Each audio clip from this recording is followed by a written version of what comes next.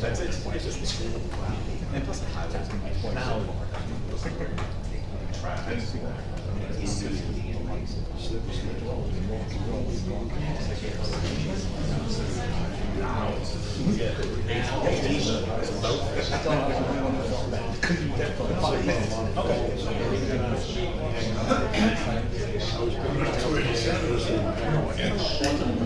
Ready? This is my line. Please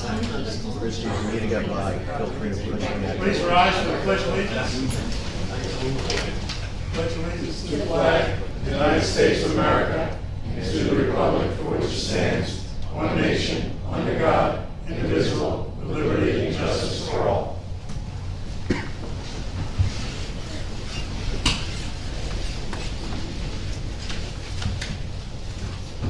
At this time, I'd ask that everyone please silence all cell phones and other paging devices as they are distracting to others. The 48-hour notice as required under the Open Public Meetings Act has been met, as notice of this meeting was emailed on June 29th, 2021, published in the Asbury Park Press, the Co-Star, and the Co-Star. A copy has been placed on the bulletin board in the Borough office, and a copy has been filed with the Borough Clerk. Mr. Advento is absent. Mr. Wade? Here. Mr. Affuso? Here. Mr. Fratelli? Here. Ms. Brunel? Here. Ms. Saracen is excused this evening. Ms. Leahy? Here. New York, New York. Mr. Mayor? Yes. Here. Chair Rosenberg? Here. And also present this evening, Jillian McClear is in for Mark Hitchett this evening, our board attorney. Gerald Frieda, our board engineer, and Christine Bell, our board planner. Before we start, I'd like to read a resolution. The meeting will be recorded for transcription purposes. No member of the public shall yell from the audience, speak out of turn as will disrupt the official record. Once the Board of Adjustment accepts service on the application, the applicant will proceed to call witnesses. The applicant or their attorney will first examine each witness. Next, members of the board will ask questions and cross-examine witnesses. Finally, members of the audience will be entitled to cross-examine the witness, asking only questions related to the testimony given. This is not the time when members of the audience will give testimony, present evidence, or make comments. When the applicant has finished presenting all evidence and all witnesses, any interested member of the audience may then make comments, present evidence, and testimony. There should be a 5-minute time limit for each audience member to speak. The requested comments should not be repetitive. All members of the audience who intend to give testimony must do so under an oath. The applicant or his attorney may cross-examine you upon your testimony. The board may also call its own witnesses, present its own evidence, with respect to any application. It may require more than one hearing to complete this application, as this is the second hearing. The application will be then carried to a future date, which will be announced at the conclusion of the hearing. The Board of Adjustment will attempt to adjourn the meeting at a reasonable hour. Therefore, under no circumstances will a witness be called to provide testimony after 10 p.m. Thank you.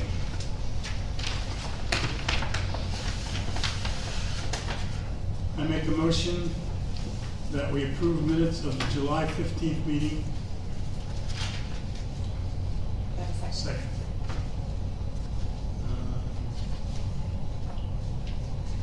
Ray, second. I'll second. Mr. Wade? Yes.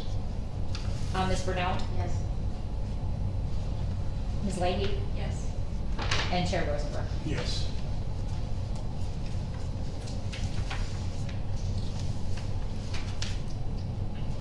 Mr. Karras, we invite you to the, Where do you want me to stand? you can sit if you want, right here. Mr. Chairman, if I may, Mr. Chairman, first, I think we should probably swear in our professionals, Okay. board professionals, if that's all right. So if the board professionals can please raise your right hand, do you swear or affirm that the testimony you're about to give before the board will be the truth, the whole truth, and nothing but the truth? I do. Thank you very much. Would you like to have Mr. Karras as witnesses get sworn in as well? Yes, Mr. Chairman, before we get started with that though, Mr. Affuso, is there something that you'd like to bring to the board's attention? Yes, thank you, Madam Attorney, Mr. Chairman. Just to bring to the board's attention, last summer, sometime in August, I had a conversation with the applicant.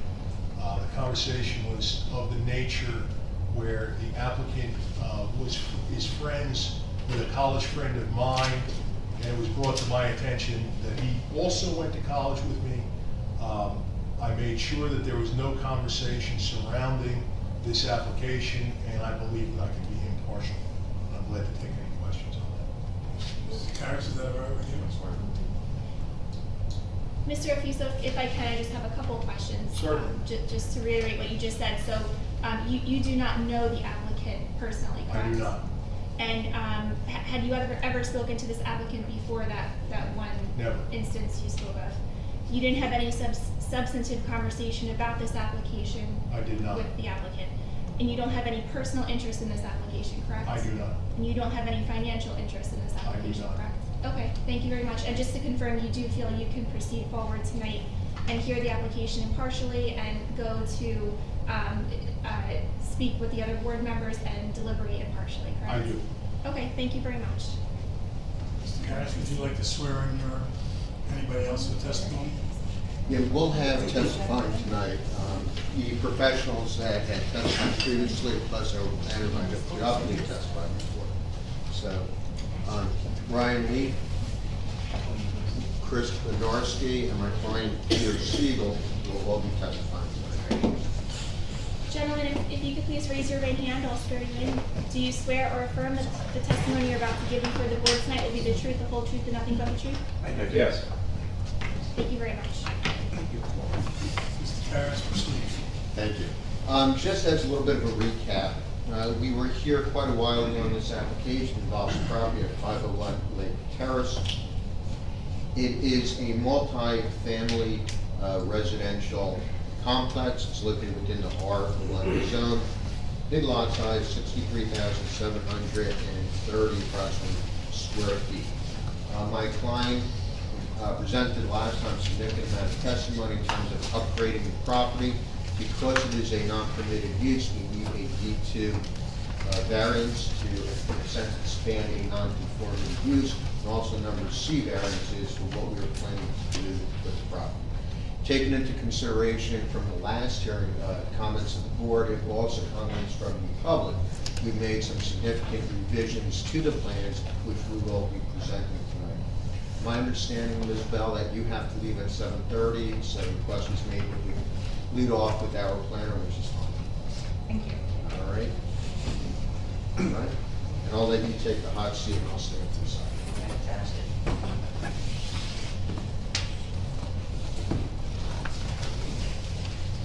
Can you please give your full name and then provide your qualifications, both as a planner and a landscape architect? Sure. My name is Brian Leff, L-E-F-F. I'm currently president of BML Studio in Barnegat, New Jersey.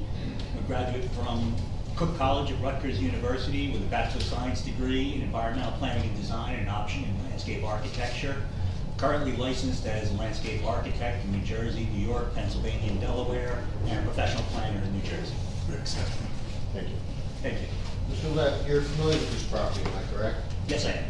And you prepared a landscaping plan relative to this property, am I correct? Yes, I did. And that's part of the set that was prepared by Mr. Bednarski that we have on the board to my left, am I correct? That's correct. All right, what I'd like to do is mark this, I think we're up to A7 for identification, am I correct? Honestly.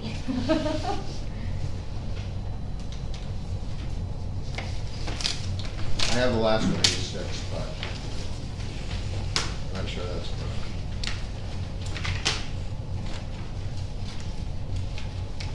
Why don't we just jump to A8 and go on the property?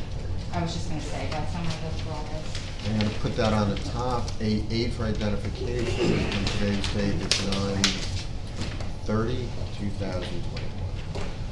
Mr. Leff, taking a look at what's been marked as A8 for identification, does this reflect the landscaping plan that you prepared relative to this application? Yes, it does.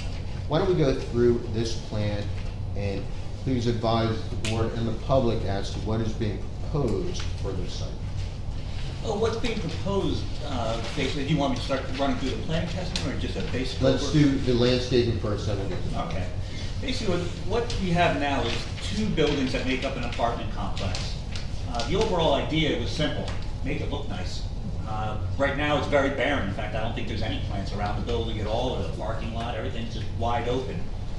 So they came to me and said, we're doing some architectural improvements, we're making this building look nice, we want to complement it. So knowing that you're right on the water, salt is a big issue. So all the plants that were chosen to be salt tolerant.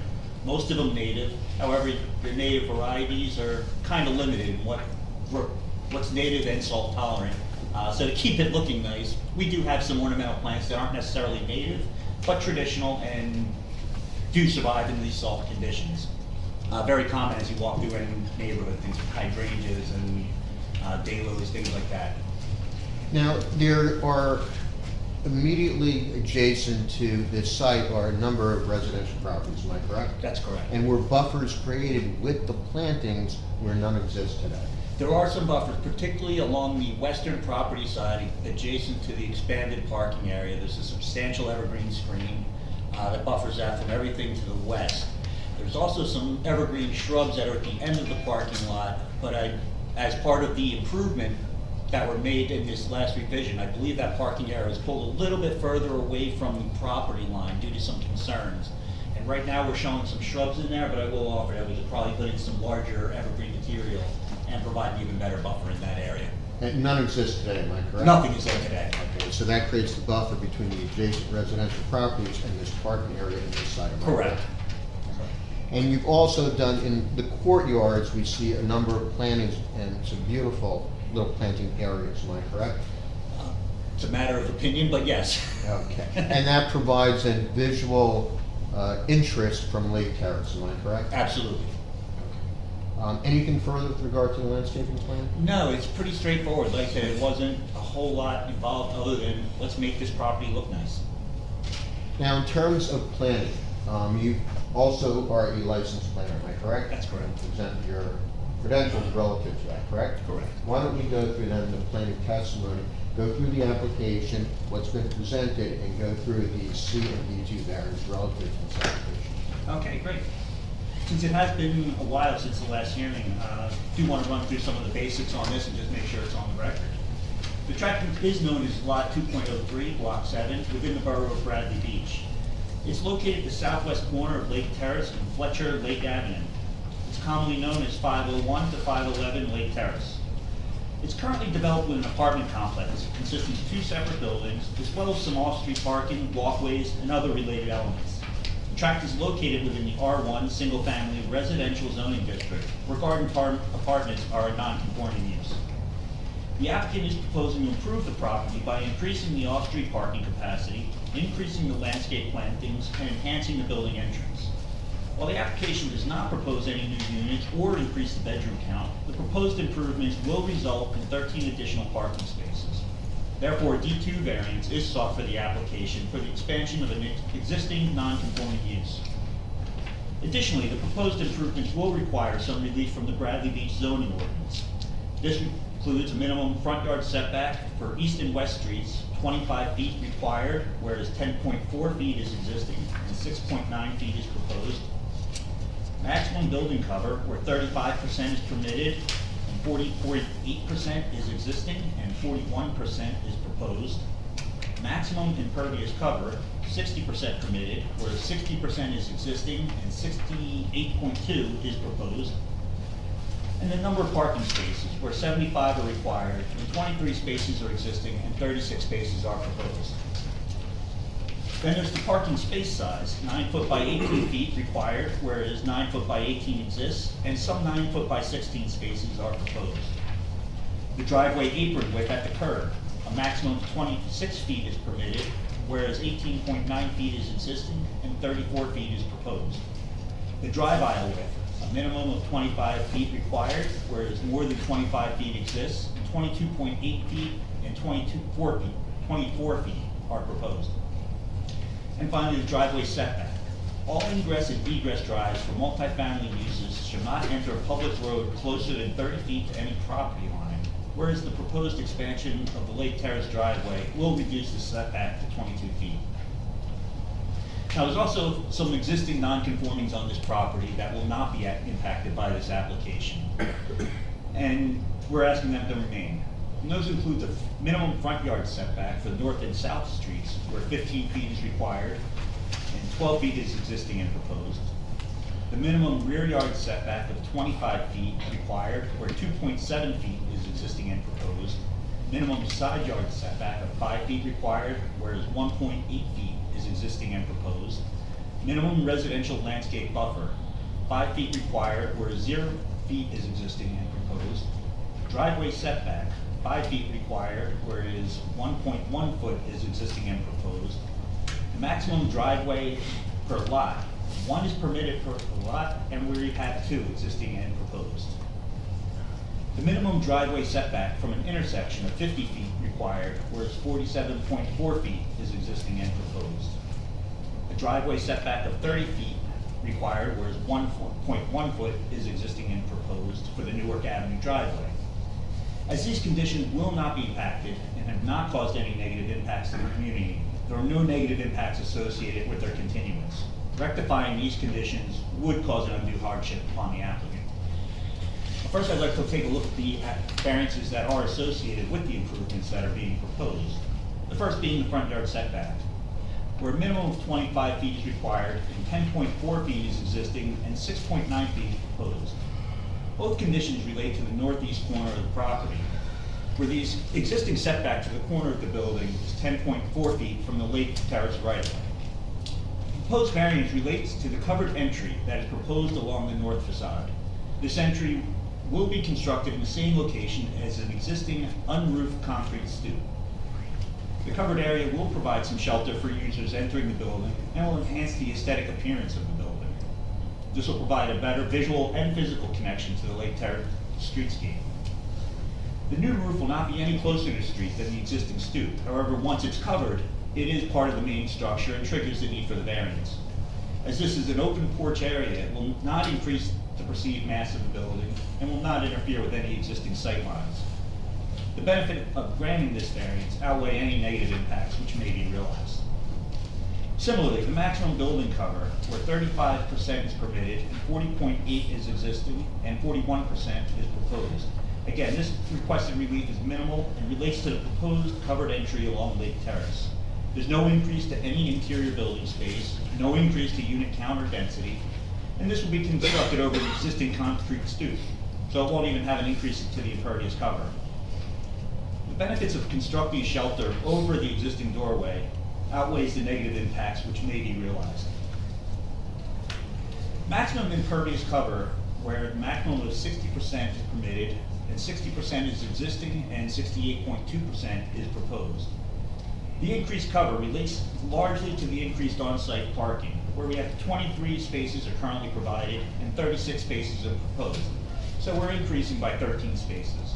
The primary impact associated with the addition of impervious surfaces is increased potential for stormwater runoff. This impact is being mitigated by the inclusion of several underground stormwater management facilities, and those were testified to by the engineer at the first hearing. If the improvements are not designed properly, it could also detract from the site aesthetics.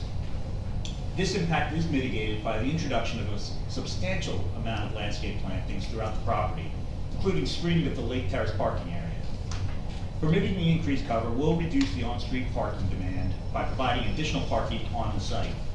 As on-street parking is limited, particularly in the summer season, this provides a benefit to the community. Additional parking will bring the property closer to conformance with the zoning ordinance. As the potential negative impacts will be mitigated, the benefits of permitting this variance outweigh the negative impacts. Then there's the number of parking spaces. The apartment complex currently requires a total of 75 parking spaces, whereas 23 spaces are existing and 36 are proposed. While still a varying condition, the proposed improvements will bring the site closer to conformance with the Bradley Beach zoning ordinance. The additional 13 on-site parking spaces will also lessen the ban for on-street parking in the neighborhood. While triggering several varying conditions, such as impervious cover, parking space size, and drive aisle width, the benefits of providing these spaces outweighs any negative impacts associated with this condition. Parking space size is the relief is being sought for 9 foot by 18 spaces being required, and we are providing a few 9 foot by 6 feet or 16 foot spaces along the Newark Ave frontage, I believe. This condition relates to the parking spaces proposed along the Newark Avenue frontage. This portion of the site is limited in its dimensions. While the dimensions do not allow for full-length parking spaces or full-width drive aisle, it is physically large enough to provide for low turnover parking for the residents. The engineer testified how that would work at the last hearing. The requested relief will enable the site to accommodate 10 additional parking spaces. The benefits of permitting the requested relief outweighs the negative impacts. The driveway apron, this is interesting. The maximum width of a driveway apron shall be 26 feet, whereas the existing aprons are 18.9 feet and 34 feet is proposed. This condition relates to the parking area along Lake Terrace. The proposed width is a requirement of the Monmouth County Planning Board. The existing parking area is proposed to be formally striped to allow for a double-loaded two-way parking area. The two-way drive aisle has been designed to be 24 feet wide and extends to the curb line. To provide an appropriate curb transition, the existing curb will be reconstructed with a 24-foot wide depressed curb and 5-foot transition area on either side. This results in a 30-foot wide driveway at the curb line. The proposed width is not excessive for the width of the drive aisle, and it's actually considered minimal for design standards. The increased width enhances the ability of a motorist to enter and exit the parking area. Potential negative impacts of providing a wider driveway apron include the potential for detracting aesthetics and reduction of on-street parking. A substantial amount of landscaping has been added to the driveway area to enhance the site aesthetics, and we're adding a substantial amount of parking to the site. As the negative impacts are being adequately mitigated, the benefits of permitting this relief outweighs any negative impacts. Further, this is a condition that was required by the county. The drive aisle width. The ordinance requires two-way drive aisles to be a minimum of 25 feet, whereas the current parking area exceeds this criteria, and 24 feet is proposed for the Lake Terrace parking area, and 22.8 feet is provided for the Newark Avenue parking area. Both areas provide adequate dimensions for vehicles to safely enter, park, and leave the site, as was previously testified by the engineer. The proposed conditions will also limit the amount of impervious surface being added to the site, while reducing the on-street parking demand. The benefits of permitting this condition outweigh any negative impacts which may be realized. The driveway setback is another variance that's impacted by this application. The ordinance indicates no ingress or egress driveway for a multifamily development shall enter upon a public road or highway at a point closer than 30 feet to any property line, whereas the setback distance of 22 feet is proposed for the Lake Avenue driveway. The existing driveway dislocation is approximately 12 feet wide and provides a setback distance of 35 feet to the western property line. As the minimum driveway width for two-way traffic is 20 feet, the current driveway represents a varying condition. Under the current conditions, the narrow driveway is inadequate to handle two-way traffic. It creates an unsafe condition that often causes backups on Lake Terrace as vehicles try to maneuver in and out of the narrow space. The proposed driveway is 24 feet wide, which is adequate to accommodate two-way traffic and commonly found in many parking areas. This eliminates the existing variance for the minimum driveway width. The widening of the driveway will cause the western edge of the driveway to be located approximately 22 feet from the western property line. The proposed improvements will provide for safer vehicular and pedestrian circulation. The plan also includes substantial landscape plantings along the western perimeter between the driveway and the adjacent property. This will serve to enhance the site aesthetics and serve as an attractive buffer to the adjacent property. The benefits of widening the driveway will substantially outweigh any negative impacts. Finally, we're here to talk about the use. The tract is located in the R1 zoning district, in which multifamily apartment buildings are not expressly permitted. While the improvements will not have any impact on the number of units, bedrooms, or other measure of density, the inclusion of 13 additional parking spaces is considered an expansion of an existing non-conforming use and requires a D2 variance in accordance with the municipal land use law. This type of variance is different from a standard D1 use variance, where the applicant is seeking permission to utilize a property for a non-conforming use.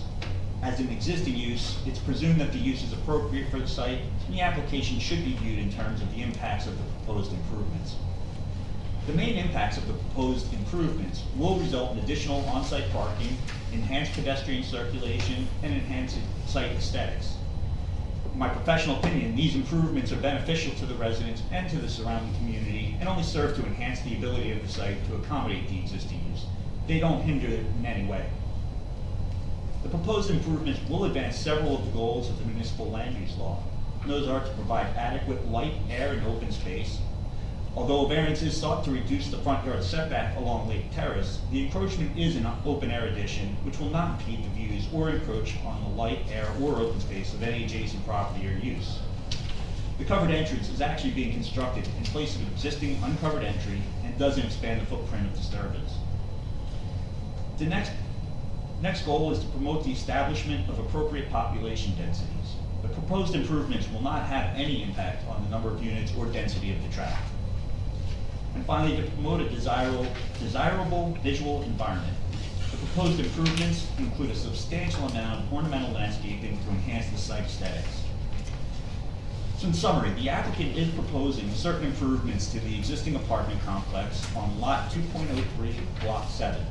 The proposed improvements are intended to enhance the visual and functional characteristics of the site. Primarily, the improvements will enhance the building access and pedestrian circulation and increase the on-site parking capacity. These improvements will be a benefit to the residents of the complex as well as to the surrounding community. In my professional opinion, the relief being sought may be granted without substantial impairment to the zoning ordinance and will not have any detrimental impacts to the health, safety, or general welfare of the public. Thank you.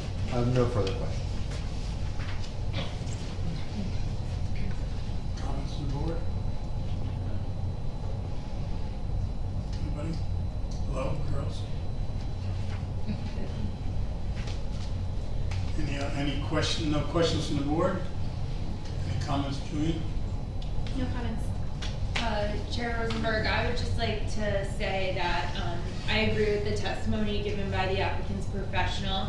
And I would just like to remind the board that this is a D2 variance. The use is already existing on the site. They're requesting a D2 variance because it's an existing non-permitted use in the zone.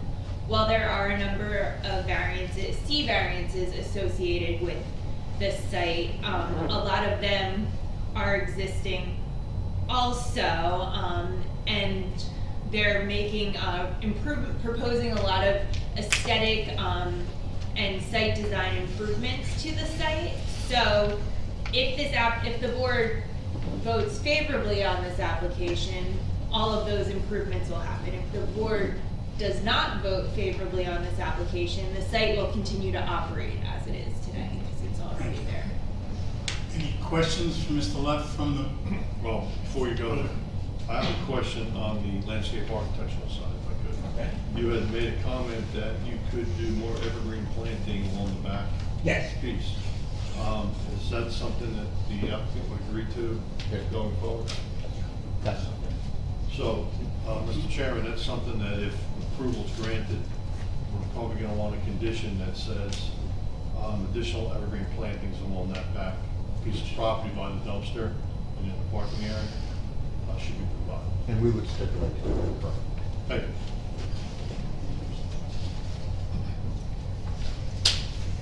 any questions for Mr. Leff from the audience, from the general public? Questions only. Sir, come up to the lectern, state your name and address. Alan Rapp, 512 Newark Avenue. Sir, if you could just raise your right hand and Absolutely. swear you in. Do you swear or affirm that the testimony you're about to give before the board will be the truth, the whole truth, and nothing but the truth? I absolutely I'm sorry, can you state your name again? do. Sure, Alan, A-L-L-E-N, last name is R-A-P-A-P-O-R-T, 512 Newark Avenue. Thank you. You're very welcome. So my questions are particularly to the landscaping and the buffer. I'd like to be specific about that because I've appeared before this board before in testimony. I am a planning board member in the borough of Norwood for 15 years, and I know how important it is to be specific, and that's my purpose. So can we talk about the enhanced buffer that's proposed at the back towards my property? Right there, sir. I mean, I'm in that corner. Yeah, that's actually the area we were just discussing. Right now, it's shown as there's a fence on the property line, and we're showing a double row of evergreen shrubs in front of that fence. Let's talk about those shrubs. Wait, What I testified to is that those shrubs are not gonna be there. We're gonna put in larger evergreen plantings to give a better buffer along the back. Can we qualify the word larger? at least as tall as the fence, probably 6 to 7 foot, narrow evergreens, because not enough room for full-size evergreens, but we can get narrow evergreens 6 to 7 foot height in there. Okay, and how will they be maintained? Because I have sprinklers all through my area to make sure that they continue to grow, although one just died. I believe they're proposing sprinkler system for the landscape areas. Can we confirm that? I think we're putting them in, right? That was my understanding. Yeah. Because And all we'll of even let this, some water get under his, so his trees don't continue to die. well, let's hope that they all cohabitate very well, like we do with our neighbors now. So the idea of all of these plantings and enhancing the area, provided that the board approves this, is all of the landscaping going to be maintained with sprinklers throughout the Yeah, posting that's plans? my understanding, yes. Can we have that confirmed by Mr. Siegel as well? He'll testify after. Okay, thank you. So my other question is that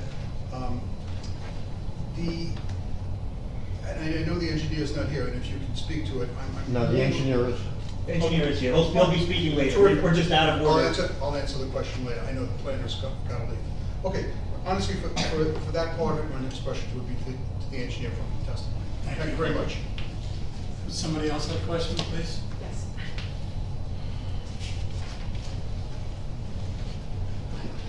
Margaret Miranda, 504 New York Avenue. Can you please raise your right hands? Do you swear or affirm that the testimony you're about to give before the board will be the truth, the whole truth, and nothing but the truth? Yes. Thank you.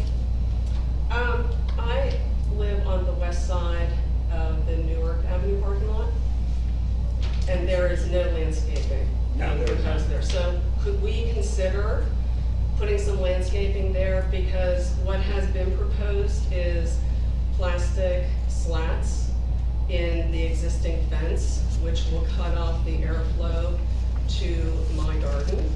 And also, I would like to see possibly some pervious surface on the other side of that wall. There's no. And if we created a planting strip, I'm just asking if you would consider, that had some seagrass, it would provide a buffer, and it would also provide another area so that if someone does jump the curb stops, the wall doesn't get hit again.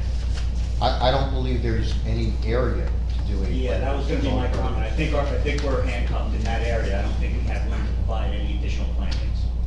Can I ask a question to that point, please? And this is gonna sound very strange. We'll talk about this again. I see a very low use of this parking lot in the back. There's never really more than 1 or 2 cars back there, and I've been driving by there quite a bit since all of the testimony. I would almost recommend maybe giving up one of the spaces to plant a tree someplace in here to help buffer the view. I guess it's your property, and break things up a little bit. I don't know if the board would, how you would react to that, because, you know, parking is always a big issue for us, but I just don't see a lot of use in these parking spots. I also passed that and very seldom see one car in there at all. I mean, I could be wrong. I mean, I've seen cars there, I've even been there to see somebody come out that side door and throw a bag of garbage in the dumpster, as they testified to. But, I just don't see a lot of use in these parking spaces. And the applicant's correct, there is no room really to add landscaping. But if they would agree, and you would agree, and we take away one of the spaces, maybe we can plant 2 trees somewhere in here and break the parking spots up, and that might help a little bit for your view. Which space is it that you are thinking? Well, I don't know, I probably want to rely on the landscape architect's advice, but, you know, maybe we plant one back towards the back, and then one maybe towards the front. Or maybe move this one over and plant one in here. I have plantings along my side of the fence to buffer it. Okay. It's not really an issue in the winter, but in the summer, you know, there's more, we're outside more, so it's really for our privacy. But again, you know, these are plantings, they're organic.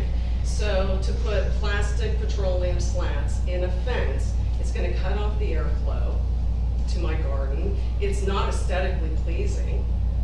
So I would, again, I would just ask if they would consider using their landscape architect to come up with a more organic plan that, is visually appealing to the Newark Avenue parking lot. My neighbors on the other side have told me they enjoy looking at my garden. Unfortunately, you can't put plantings all around that wall. There just isn't an area, because if you were to do that, you'd lose all the parking. And we can't afford it, and the town can't. You can't lose all the parking, but we may be able to sacrifice one to get something in there. Is there a vine or something maybe that could be planted on the fence that would? We could, but the vines that would grow on a fence are generally considered invasive. Not a good idea. Mr. Frieda. I'm sorry. Go, David, I'm sorry. A possible question, would doing alternate slats help with the airflow for your garden rather than doing a continuous slats across what I believe is a cyclone fence now? And having a slat and opening a slat and opening a slat and opening to allow better airflow through while still giving some visual protection from one property to the other as a middle ground type thing. Makes sense. I just would like them to consider some option other than, what has been proposed. I do think that the plastic slats are, like I said, they're visually pretty offensive, and it will cut off the airflow. Every other would be better than it being completely solid or a solid fence. So I just think I'm willing to compromise. Mr. Officer, Mr. Frieda, on this topic, if we were to sacrifice a spot, is it possible, and I'm just asking this question, is it possible to put, rather than head-in spots, parallel spots on both sides and narrow it in order to have a planting strip, or no? There still wouldn't be enough room. You can't back in. Okay. This is the most efficient way that they could make this work. Okay. I guess I have two questions. One, does it have to be a chain link fence? Why can't it be a PVC, a plastic fence? Do you have to have a fence at all? Is the fence required? You'll touch it. They were planning, it's the existing fence. So that's why they were gonna put the slats in, because it's already existing. And I think it's planted in concrete. The fence. It is planted in concrete. The fence is anchored into a concrete retaining wall on the property line, on both sides. So that's not going anywhere? Probably not. my suggestion, I think, when they come to do it, the plant engineer and you maybe come up with an idea together, work out something on the positioning of the fence, slats and stuff. I think that's a great idea that Mr. Catelli came up with, and if the applicant agrees to that, I think that would be very helpful. And if we do agree to lose one spot, somehow shuffle these around and get maybe a tree or two in there. I think those are all good That ideas. can't hurt. I think in the design will work out. Actually, that back spot is gonna be the hardest one to get in anyway. Yeah. Yeah, I was thinking in the middle, so this way as it grows, it provides the biggest canopy around the area. I think a plan or two would be good, we can make it, if that's a condition of approval. Then Mr. Siegel testifies and again. Mr. Catelli has another question. It's a question. Another possibility, you're referring to the plastic and the problems of a PVC. If I recall, some of the older cyclone fences actually had metal slats that went in that had enamel painting over them, which may suffice to your concerns about having PVC in place while at the same time doing alternate to allow airflow in there. Would that be something that could potentially, The more help? organic we can make it, the better. I mean, I just, when I look, and I understand the restrictions of the lot, But by the same token, if you're talking that you're enhancing, and then this one it just seems like it's the forgotten child, because we're on the other side of the main structure. They are addressing it.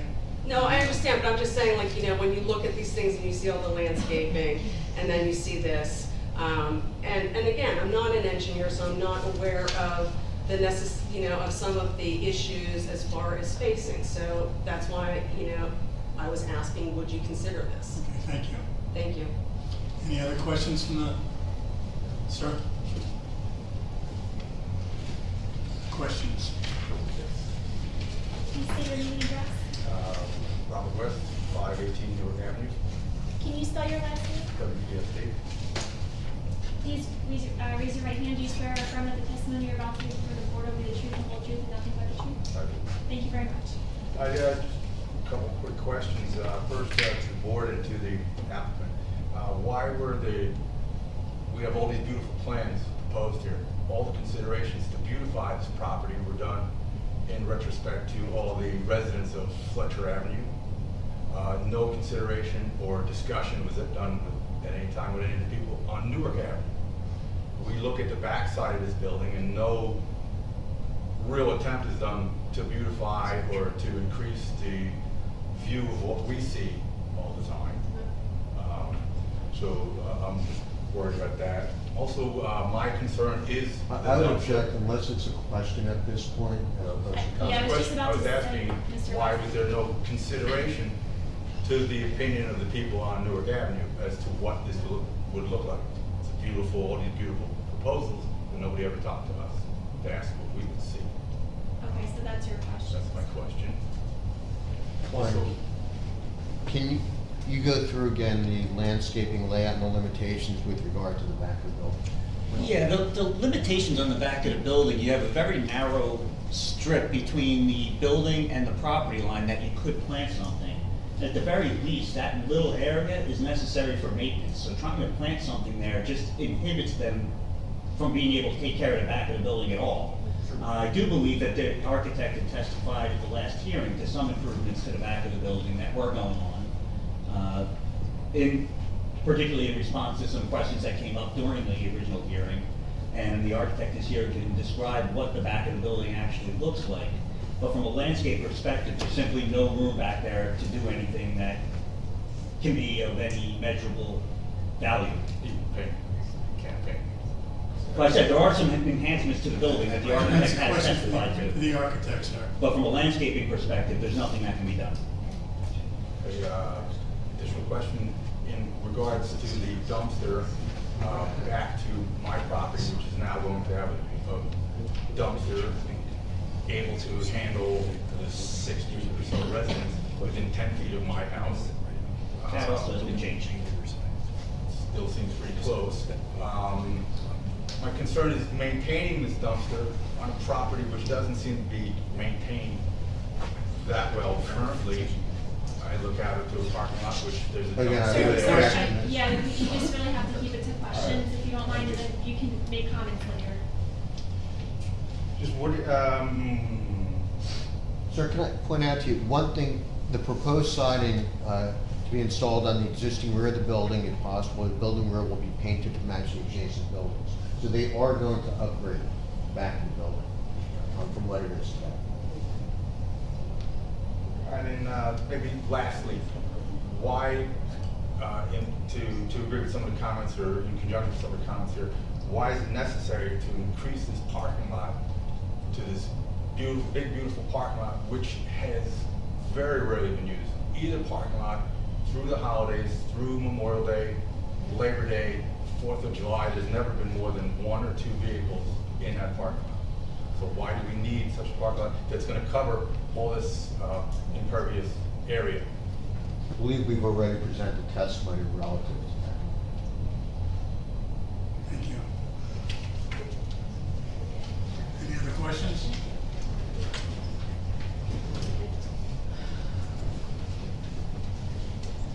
William Shook, 110 Fifth Avenue, Bradley Beach. Sir, can you please raise your right hand? Do you swear or affirm that the testimony you're about to give before the board will be the truth, the whole truth, and nothing but the truth? I do. Can you please restate your name? I didn't quite catch it. William, P-S-I-U-K. Thank you. On the west parking lot, in the front yard setbacks, am I seeing a 6-foot fence in between the evergreens and everything? Are we placing a fence there? Not along the frontage, no. I think it shows a 6-foot fence in between the shrubs and evergreens. Yeah, one forward.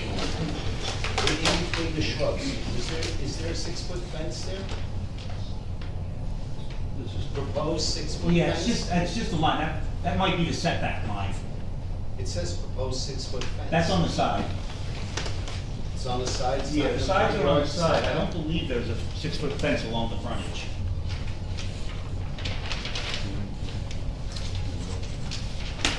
If there is, I would recommend we remove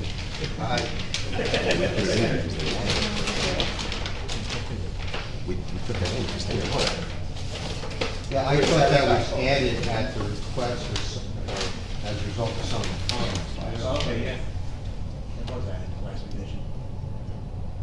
Yeah. My recollection was I'm the not, comment it's maybe a asking comment from the that last that hearing be that that was included. added, but I am personally not opposed to removing that. In fact, I would recommend it if the board was, so, I agree with that. I think our ordinance states that in the front yard, there is no fence. There's no fence in the front yard. Right. Well, behind the setback, so it would be permitted. Up to 3 feet, no? 3 feet, not 6 foot. We're fine removing that. That was added as a result of some of the comments from last night. Okay. Thank you. That's all. Thank you, sir.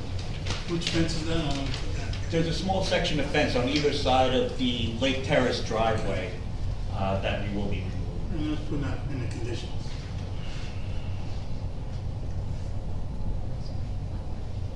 Sir? Oh, Shane Butler, 500 Newark Avenue. I'm in that Yes. one. Sorry. Can you please raise your right hand? Do you swear or affirm that the testimony you're about to give before the board will be the truth, the whole truth, and nothing but the truth? Yes. Thank you. We're the corner property, the east side of the New York Avenue parking lot. I had a couple questions. My first we talked about a little bit was in regards to the privacy slats. I'm in agreement. I do think. No, questions. Sir, I'm sorry. Yeah, Okay. just questions right now. Would you consider another type of privacy, whether it be landscaping or even our existing ivy and honeysuckle on the fence, which we're perfectly fine with. We do enjoy looking at, the garden across the way. Just a better solution than the slats, which I don't think are visually appealing at all. And if you are going to proceed that way, could you provide, is the chain link going to be updated? What color are the slats going to be? Just so we're aware of exactly what is going to be happening on that fence. Yeah, unfortunately, it's an existing condition that's been there, God knows how long, with those posts that are within, they're anchored within the concrete. Yes, I'm completely fine with it staying the way it is, but In terms of color, we can work with you in terms of, if we have to go that way, I'm perfectly fine leaving existing ivy. I know that my back corner is, I don't even know how you're gonna get the slats in there, but we're perfectly fine with the way it's looking. If there's a way to beautify it a little bit, like we talked about earlier with some landscaping, totally agree with that. Unfortunately, because of where it's situated and the conditions, there's no place to add additional landscaping over there. That's why the recommendation was, to try to add slats in there to add some privacy and also, I think, a better visual impact on it. Understood. My second question is actually in regards to the straight parking. My concern is, given the space, the angled parking apparently is a much better solution. The straight parking is going to make it way more difficult for cars to get in and out. And would you reconsider? That's for an engineer, for our engineer. Okay. Thank you. Any other questions? Thank you. No other questions? Wait.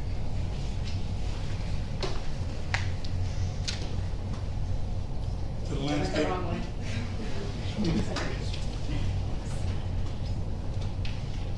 Please state your name and address. Heidi Majeski, 614 Newark Avenue. Please raise your right hand. Do you swear or affirm that the testimony you're about to give before the board will be the truth, the whole truth, and nothing but the truth? The questions will be truthful. Thank you. Okay. I just wanted to know, in the parking lot that is, can be accessed from Lake Terrace, how far is that dumpster gonna go from the property line? That's for our engineer. That's for the engineer. Okay. And what kind of containers will be in there? Our engineer. Okay. If I could, it's 9 feet from the property line in the back, and it's 10 feet from the property line on the side. Okay, so the 6 feet is no longer? No, they've made changes since the last. As a result of the Okay. comments, changes were made to increase that buffer. Okay. And so they're putting in 6-foot tall evergreens at least. Okay, and it is going to be in an enclosure with gates? Or is that landscape, I mean, is that her? Engineer? Yeah. I'm sorry. Yes. Okay. Thank you. You're welcome. Thank you. Any other questions from the engineer? We thank you, Mr. Love. Mr. Karas, you need to... Mr. Siegel?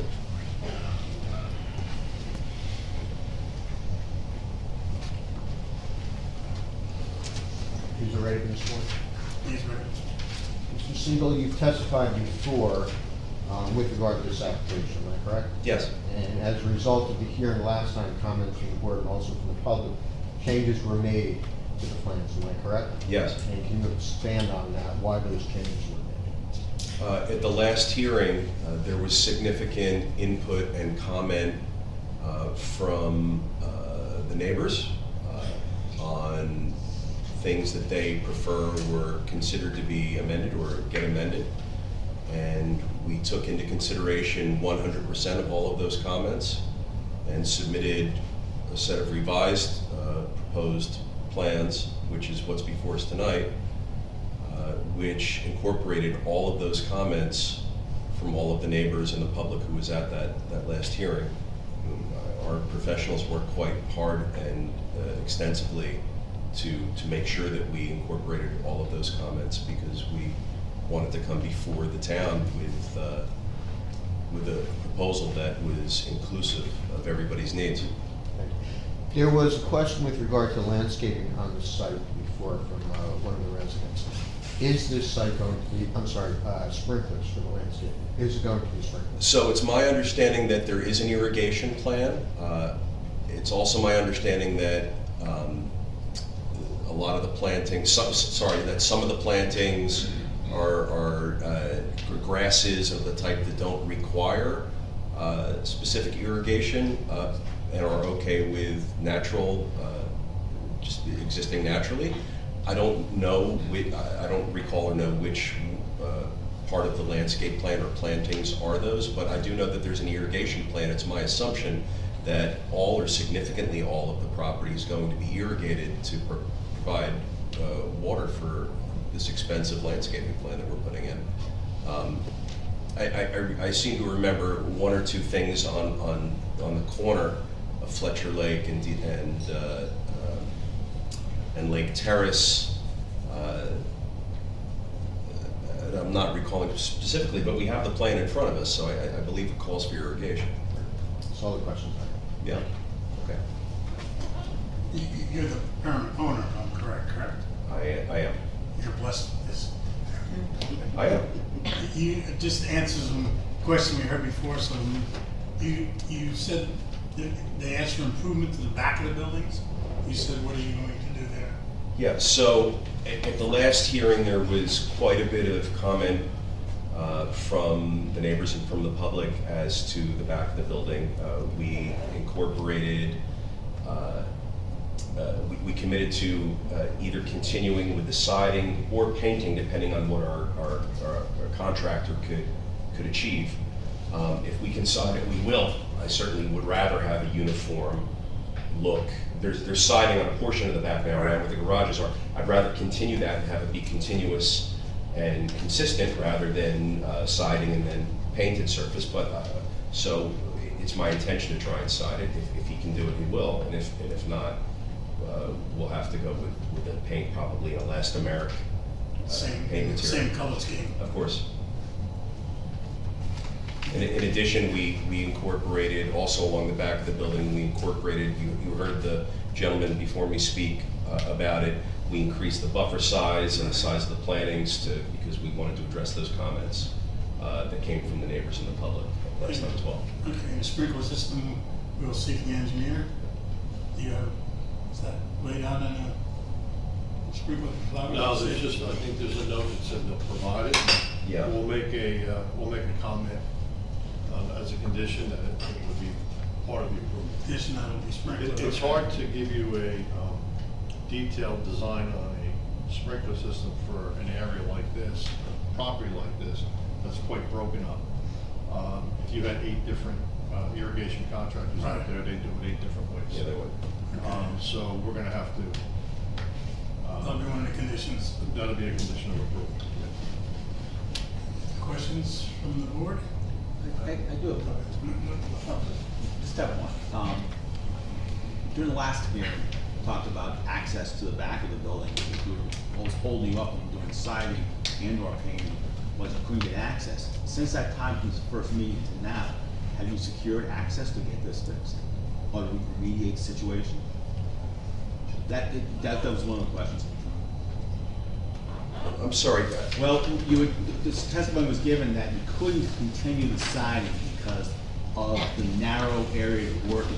Yes. And a comment was made after by an engineer, possibly, regarding you can get access to it through permission from the from the property owners behind it. Have you secured that permission to? Because I hear still ambiguous answer about you're painting it, you're exciting it, you want to sign it, but I'd like to really firm that up. I understand the question.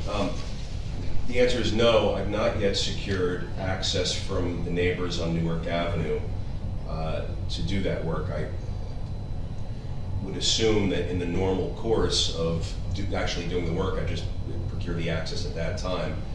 It seems it would be atypical for me to, so far in advance and without knowing what we have approved or not, to start putting the time and resources into procuring access, but I'm happy to do it. And I understand that, but I definitely want that buttoned up because right now I don't have a warm and fuzzy which way you're going, and I think the neighbors would prefer to have a definitive answer. Are you going to finish the siding? Can you get this? Now we're going into winter time. Can you get access to the backyards? Do you have access? Do you have permissions? Do you have it? Well, if it's permission that is needed, it sounds to me like the neighbors will give us permission to. Well, I was hoping between the last meeting and now, probably would ask that question. But I see that's still an open question. I think as we go forward, I'd like to have that buttoned up from you. It's tough to get, it's just the, sequence of events. It's tough to get it buttoned up because, number one, if we're gonna gain access, there has to be certain agreements, liability and all that. Is your approval conditioned upon the neighbor giving the access? Because they don't want it, and so they don't give the access. Maybe we could ask that question to the neighbors, would they give you access? But I thought the time period, when was the first meeting, back in April? I'm just curious, it's now we're into October almost, and that, yeah, I'll be honest with you, hasn't even been.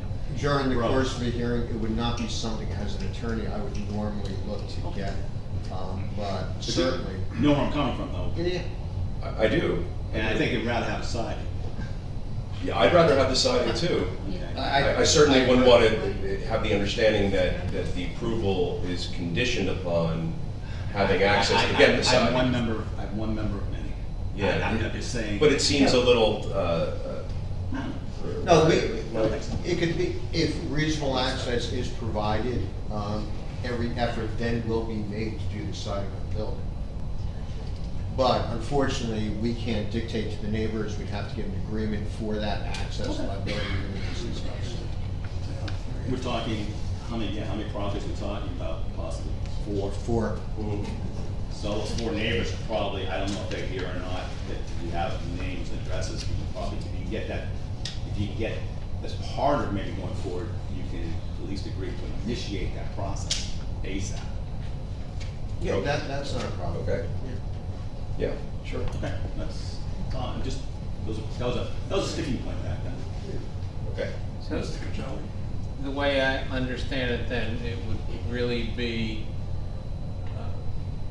getting the access, the agreement from the neighbors who want to see that siding done, and they would have to step up to the plate to agree to allow you access to put the siding up. It would have to be all the neighbors, because the last thing you want is siding on one, no siding on the That makes next. no sense. Totally not agreement. So it would need all the property owners behind the property to give you the access to do what needs to be done. Sounds to me that that's correct. And if we have at least one that's not in agreement, then it sounds to me like it's, Can't do it. we're painting. Yeah. Like this. Yeah, okay. Okay, Mr. Goodman, what's that? On the parking question, so you're proposing 68.5 impervious coverage, right? So you're building a parking lot that's, technically not big enough for the amount of folks in the building, but you're doing your best. My question is though, how do you get people to park in that lot? That to me is one of the keys, because if what we're all seeing is true, that back lot is not used, and a lot of folks in the front corner building are gonna end up parking on the street anyway. Is there any way to assign parking or figure out a way that if we're gonna grant you this relief, that the relief is actually utilized, and the benefit that we're conferring by saying, well, we're increasing off-street parking, that it's actually the benefit inures to the town? Yeah, that's a good question. So I remember at the past hearings, this came up as well. And there was all sorts of hypotheses as to how many people are using the rear lot and the front lot, and why they aren't using it. So I do recall this part of the conversation. So our properties that have parking all include parking management systems out of our management office. So everyone's is assigned spaces who we utilize a sticker system. They're proprietary stickers. They're posted on a rear windshield. We patrol our lots. Unauthorized cars without stickers are towed. All of that kind of stuff. And the front, the Lake Terrace lot, which is the bulk of the parking that we're talking about here, is used daily. I mean, it's used frequently. I mean, I hear people driving by and looking at the Newark Avenue lot, but we haven't talked about the Lake Terrace lot. The Lake Terrace lot is a needed lot. More cars are going to use it. We've spoken to our tenants at length before the last hearing, and then since the last hearing till now, we've continued to communicate with our residents there.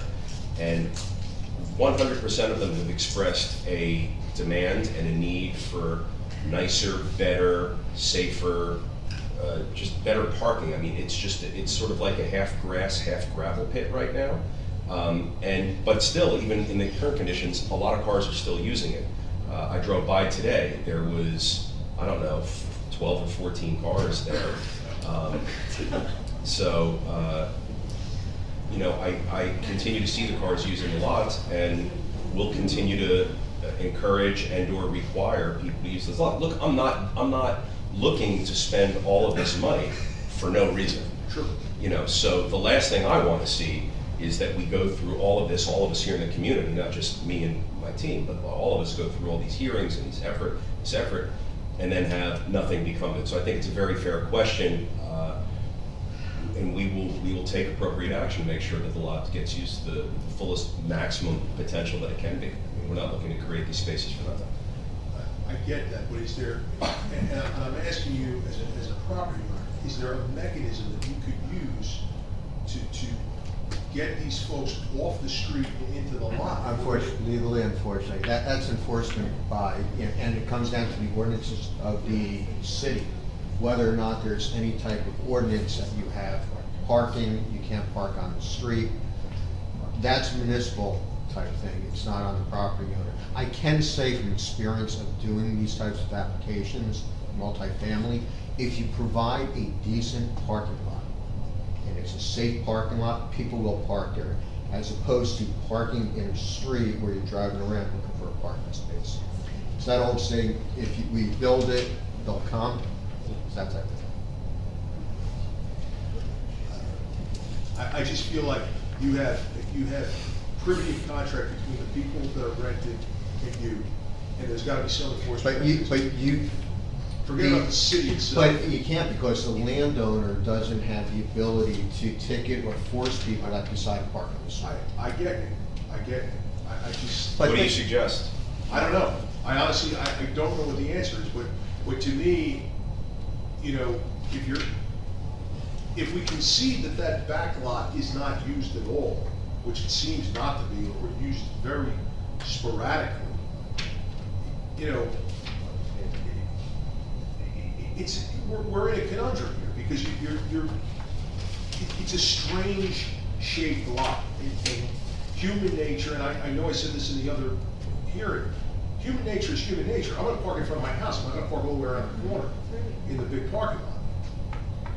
But I also think the big parking lot is a good idea. I think what you're doing is good, and I'll support that. But I just would really like to figure out a mechanism to actually get people to use the benefit you're conferring. Perhaps your city council could pass an ordinance requiring residents of the 500 block of Lake Terrace to park in the designated lot. But you know what, also, if they have a municipal ordinance where you can't park certain hours on the street, then they'd be forced onto the And what happens to your other tenants? You have more tenants than parking spaces, correct? So you have a catch-22, You're but right. I think, You're right. but I think an improved parking area will bring some other people to park. I just think common sense. Yeah, if it's improved, if it's safe, they have a dedicated spot. It's gonna be lit properly. Exactly. It's not an easy question. No, it's not. Mr. Pizzo, just for what it's worth, my 2 cents, I would agree with council. Unfortunately, you know, trying to get the people to not park on the street it would be more of an enforcement issue for the town. I would agree with him on that. But I think it's something we should discuss while we're discussing it. It's in the open. Mr. Catelli. From practical experience, I've had a property in town for many decades, and it's a similar situation where the parking lot is less than the amount of units in the building. And there's an actual waiting list to get a sticker, to get a parking space, and people actually pay a premium to get an off-street parking space. Now, the property is closer to the beach than the property we're talking about, but from my experience, if people have the opportunity for a quality location that's safe, that you're gonna end up with a waiting list rather than empty parking spaces. That's my hope. And I mean, this goes back decades and decades that I've been there.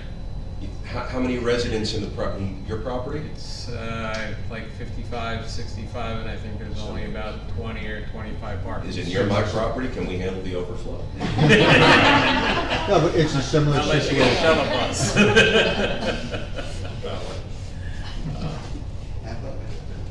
Any other questions from the board? Any questions from the general public? There's 2 people. Sir? Oh. You're not off the hook yet. So let's, Sir, just before you begin, did you come up earlier? Yes. you got the space? Trying to keep everyone straight. Alan Rappaport, 512 North Avenue. Thank you very much. So, let's talk about the terms of engagement to talk to Mr. Siegel. Can we talk to him about previous testimony that he made before we were interrupted by the 10:30, 11 o'clock rule? Is that okay, counsel? Chairman? We're in the question period. There we go. And then we'll come back to the comment period. Okay, so Chair Rosenberg astutely at the meeting where he asked you some questions had some very good points, which included the rear area where we just spoke about briefly, which included the access. And he correctly said that in this borough, you are allowed to ask to access your neighbor's property. Honestly, Peter, we spoke, you and I, and from that point, when we had some discussion about the improvements and things that I thought representing my neighbors, you kind of took part of it, but didn't take the other part, but you did nothing about coming to see us. I'm going and to asking object us. again, unless there's a question that's The being question is, posed. why did you not come to visit the neighbors in the back when you were so concerned about Lake Terrace? Please answer that for me. Sure. I spoke with 5 neighbors. I emailed with at least 2, I think 3 others, including yourself. So after, and that was all after that last meeting. So that's the first thing. So there was a period of time when I was regularly in communication with many of the neighbors on Newark Avenue, and there was a couple of others as well that weren't on Newark Avenue that I was in touch with as well. Number one. Number two, as I've tried to answer the question a little while ago, coming to request access so early in the application process for something that I don't know if it's going to be approved or not seemed, it didn't even occur to me to come to you, Mr. Rappaport, or your neighbors to ask for access, because I know that you want me to do the siding. So if I know that you want me to do the siding, I have to assume that you're going to let me have access to do the siding. And it just seems odd to me to have any concern above and beyond just like, oh yeah, we'll get to that when this thing gets approved, I'm sure they'll give us access. Like anything more, any sense of urgency more than just getting to it if we get approved, I think is just atypical and abnormal. And, you and I have spoken a few times, and I don't think ever once you expressed to me a concern for me coming seeking access from you and your neighbors. We talked about lots of other things. I shared the proposed drawings with you before we had them finalized. I took additional comments from you even after that last hearing, because I know that your voice is not only yours but that of your neighbors as well. And we incorporated those additional comments into the plan. You know, frankly, I don't think that there was any deficiency at all on my part in interfacing with you and the neighbors on Newark Avenue. I feel like we did everything that was asked, as a matter of fact. The last hearing, there was significant and substantial pushback and comment and requests made of this application. And we addressed 100% of those requests, not 50%, not 60%, and saying, hey, we did most of them, we did all of them. And so, you know, to come see you or not to come see you, I think we gave you what was asked for at that last hearing. And I'm still willing to make, I mean, we're here tonight and there's additional things being asked, and I'm still saying, yeah, we'll do it. So what are we talking about? So let me just take 2 points of what you said. So are you telling the public and the board tonight that if in fact you're turned down by the board tonight, you're not going to finish with the improvement on the back of the building, which would include the rest of the gutters coming off the building? I'm going to object to that. He's not going to commit to anything with regard to the building if this application is not approved. If this application is not approved, he'll make a decision what he wants to do at that time, if anything, with the building. Okay, that's fine, that's fair enough, and I respect that. Which Counsel. may include leaving it as it is. Okay, and to the point of you doing 100% of the changes, let's qualify that. I'm You going made to the object unless there's a question. The question to the is, witness. I expressed to you where I did not want the garbage and asked you why it had to move from the very front This is a to comment. the very I'm going back. to object I'm asking, again. It's a is that a comment fair and a question, question. Council? Yeah. It's fine, if you tell me no, I'll come back up when the engineers are, I'll be here all night, I promise you. realize that. Absolutely promise you. And Mr. Fuso, I've got to tell you, that's a fair comment, that I look directly at, and I have a camera that has my backyard and that parking lot. I'm sorry, I'm just gonna cut you off, because there will be Sure, times to no make problem, I'm sorry. comments. I apologize. This is just for questions. I apologize, thank you.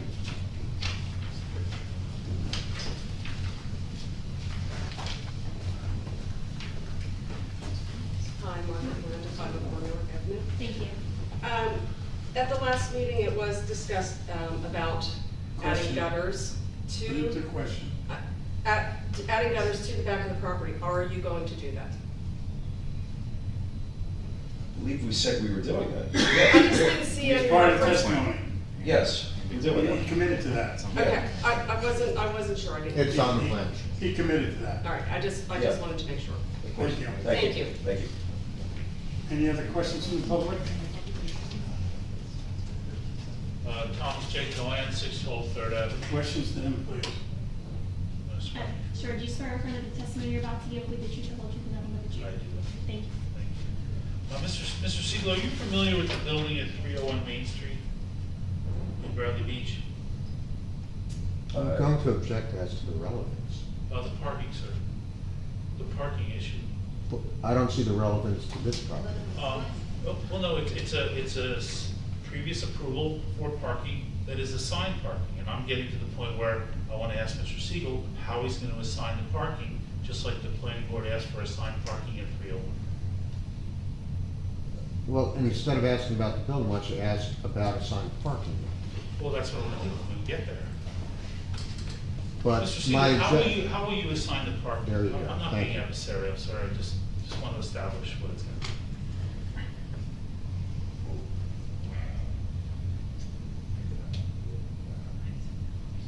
We'll come up with some reasonable way to assign parking to the residents based on those who express the need for the parking.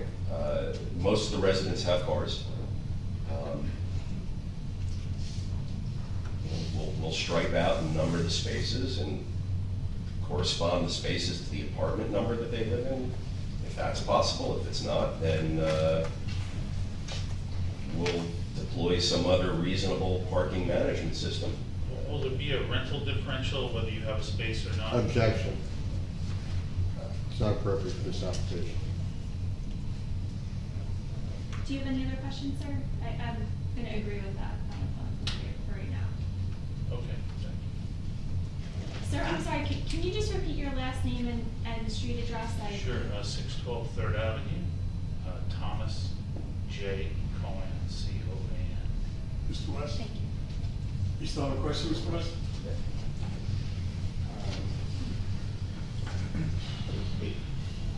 One additional, not West, if I could answer.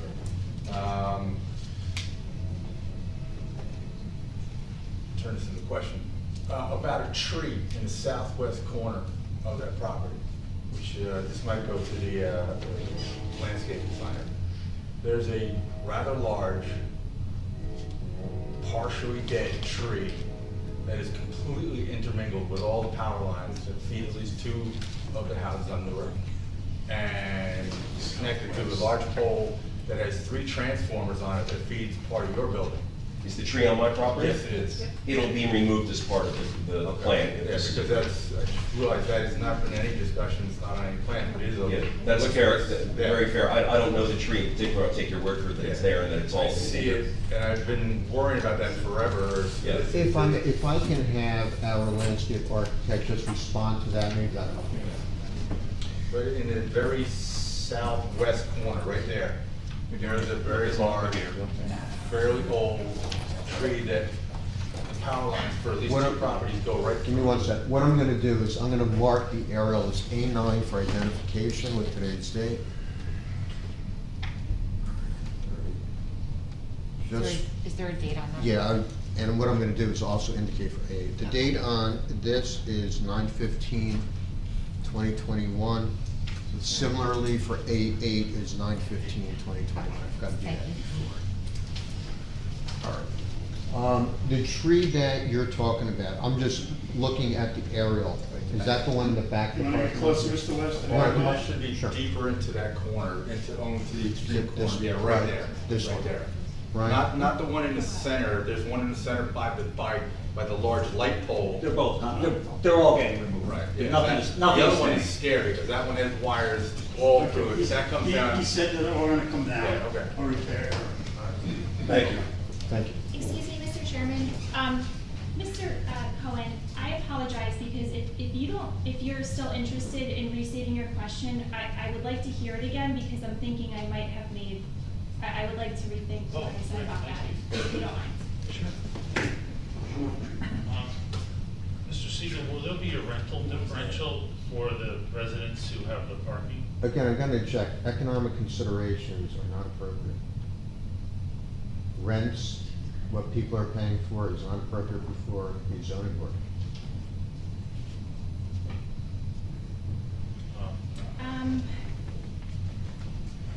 I'm gonna allow this one question.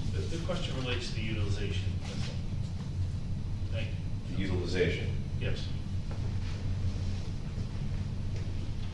If you can answer. If Yeah, you don't, if you can't answer, I don't know. you know. Do you feel that if the tenants pay extra for the parking and have skin in the game, that they may be more likely to utilize that parking? Objection, that's based upon speculation. Yeah, I will agree. I Okay. think that's Great. speculative. Any other questions? None?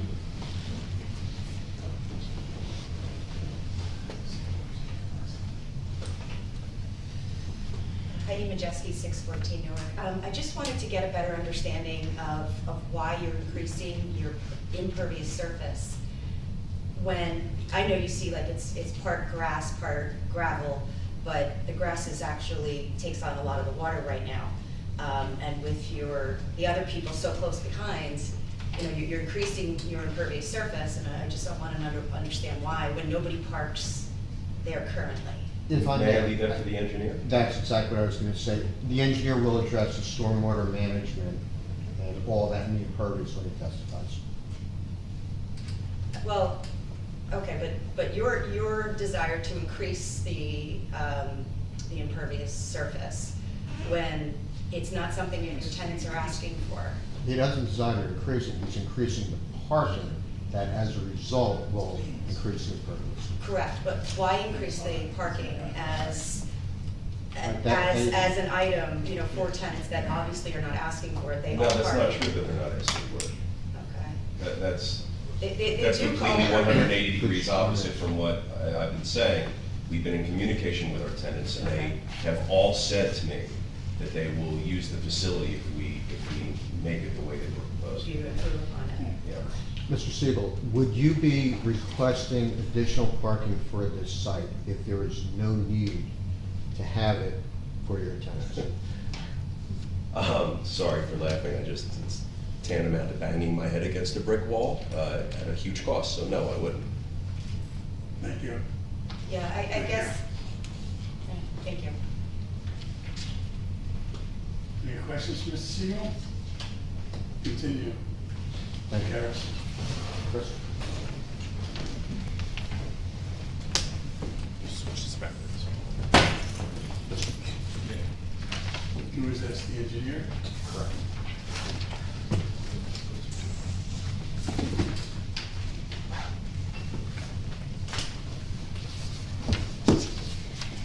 Nick, do you mind if I stand next to the board? We qualified him last time, correct?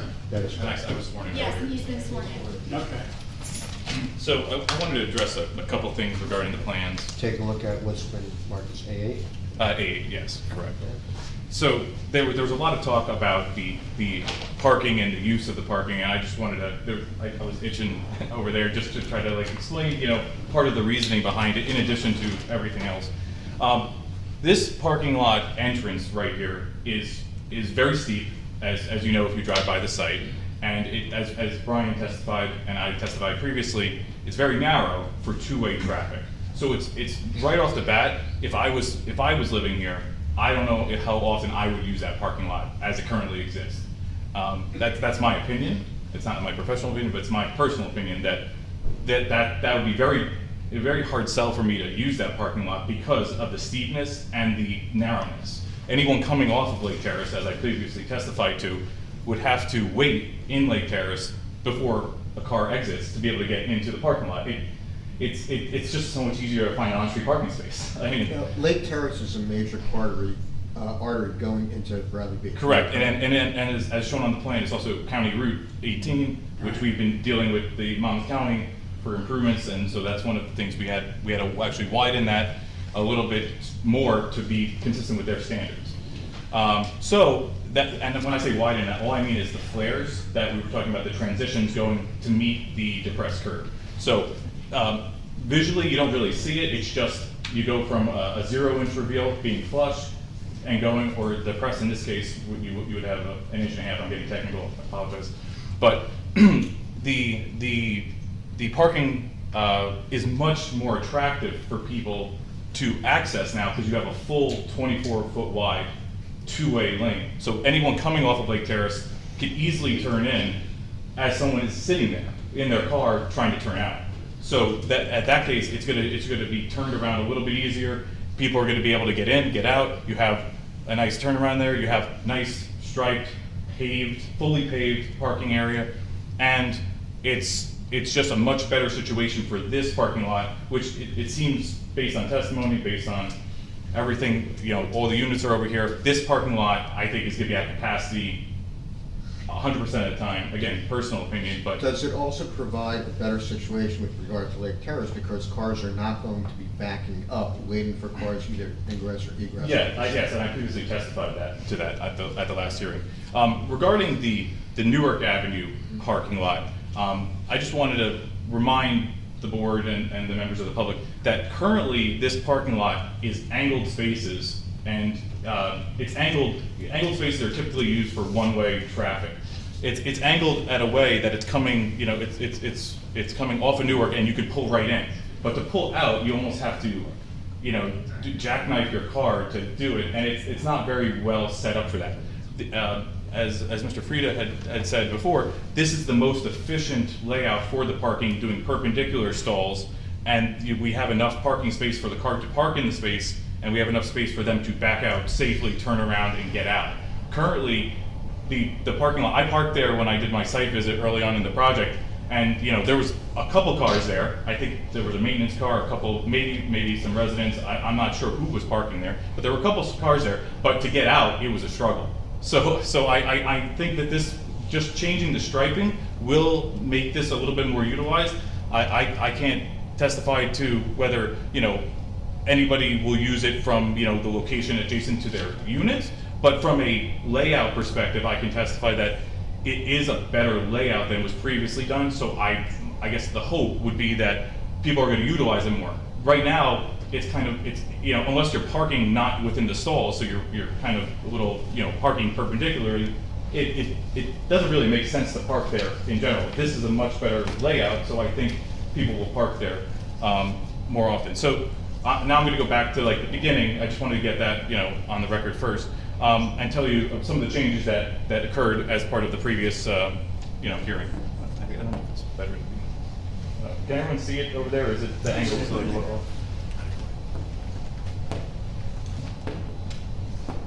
This is not helping at all. Okay, maybe a little bit better. I don't know. I think it's just more straight.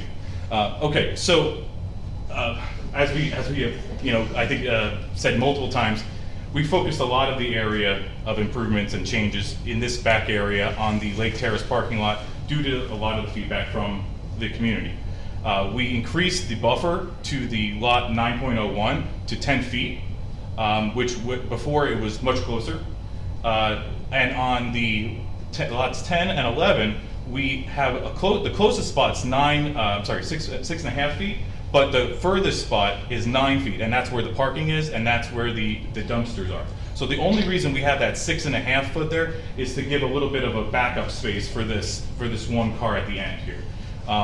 So there are no cars that are pulling directly into the spaces in the rear with any headlights shining onto the adjacent. That is correct. Right?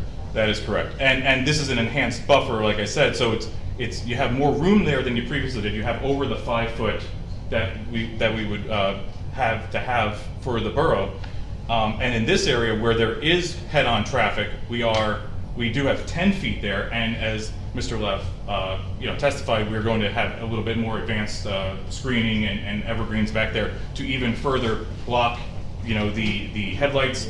We have the fencing along the back there. So all of those changes, I think, greatly enhance the buffer to these, especially to lots 9.01, lots 10, and lots 11. And then lot 12 here wasn't, I don't want to say wasn't really affected by the previous design, but we have a 10-foot buffer there as well. We never had cars parked into lot 12. We had that, that was just you know, based on the layout, you can't really have parking over there, so that's why we have the trash straight back here, as we have said. As we previously, you know, discussed at the last hearing, the trash over in this front area, which is where it previously was, and I know there was a question about it, it was kind of like just, you know, scattered over there. It's not really collected, it's just piled up. And as we discussed, if you have the trash there, you wouldn't be able to access that with a truck. You would have to, it would be an awkward situation for the garbage truck to get to. Here, the truck can pull straight in, grab the dumpster, empty it, and get out. And as Mr. Siegel testified to at the last hearing, he has a private hauler. And the private hauler will come only during reasonable daytime hours and not, you know, in the middle. I know there was somebody at the last hearing said, you know, in the middle of the night at 2 a.m. or something. That's not his intention, because that would also impact his residents. You know, he doesn't want to have who lives in this, the person who lives in this unit right here being woken up at 2 a.m. with the dumpster clanging. You know, so he's considerate for his residents as also in addition to the neighboring community. Now, there's a question with regard to whether or not the dumpsters would be enclosed. Yes, we show a refuse enclosure on the plan, and that's been on there since the beginning of the project. So that's really that was the focus of a lot of the changes over here. We had previously talked about the siding and the painting of the building. We have that noted on the plan. We have a note on the plan that says, you know, there will be a gutter. There was a concern about the gutter. There will be a gutter installed along the back of the building and tied into the nearest underground drainage system that we're installing. So there should be no issues with that. You know, and then over in this area, at the last hearing, we had a individual trash enclosures. It was on one side of the parking lot. We shifted it back to be more in line with the existing conditions, which is on the other side of the parking lot.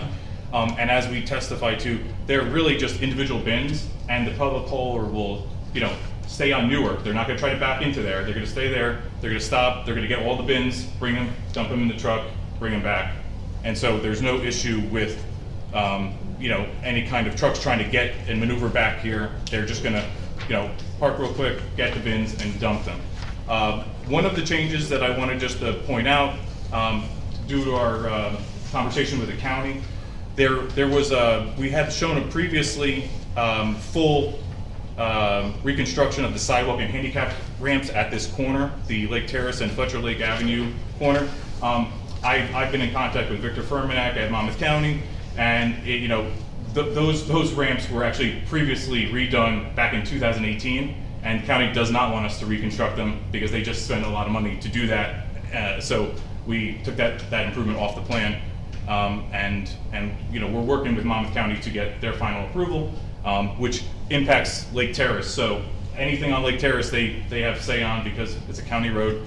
But you know, we've gone through a couple of revisions, and we're working with them, and that's really the only outstanding approval other than the board approval. Obviously, we'll work with the borough's professional engineer and planner for any comments that they have. But other than that, that really, the one other improvement that we did based on the last hearing was that I think you wanted to show more sidewalk reconstruction along the Newark Avenue parking lot. I think we just showed the driveway being done. So, you know, for that small amount of frontage in front of the parking lot, that's a no-brainer. We're showing that as being reconstructed. There are a few comments I just want to go through with you. That was in the planner's report. One had to do with the underground drywall system. You already testified that we are providing for this site a drainage system. Am I correct? Yes. And one of the additional comments from Mr. Frieda was that we find out whether or not the drywall system was set adequately above the seasonal high water table, especially due to the proximity near the water. Our client, at expense, got a geotech report and geotech engineer out there and took pits, got the results, and they were adequate. We have adequate separation. It's actually further than we thought, but I think we all kind of thought that was below the street level anyway. And it actually has good infiltration rates too. So any water that gets into the ground will infiltrate down, and we're collecting all the water from the buildings, infiltrating it to reduce runoff rate and volume, and we're obviously capturing all this gutter drainage as well, and then all of this parking lot. I know there was a concern about the expansion of the pavement here. It's all graded away from these properties in back. The previous existing grass areas, it was sloped, kind of back towards here a little bit. We basically took all of that area and just said, we're gonna take that, we're gonna slope it back this way, and we have an existing inlet in the parking lot for a dry well that handles all the surface runoff, and we also have a proposed dry well there for all the roof runoff. So, we're hitting a dry well in this courtyard, in this courtyard, and this courtyard, and also one in the parking lot. Those are all proposed pipe storage underground, and that should adequately satisfy, and it does.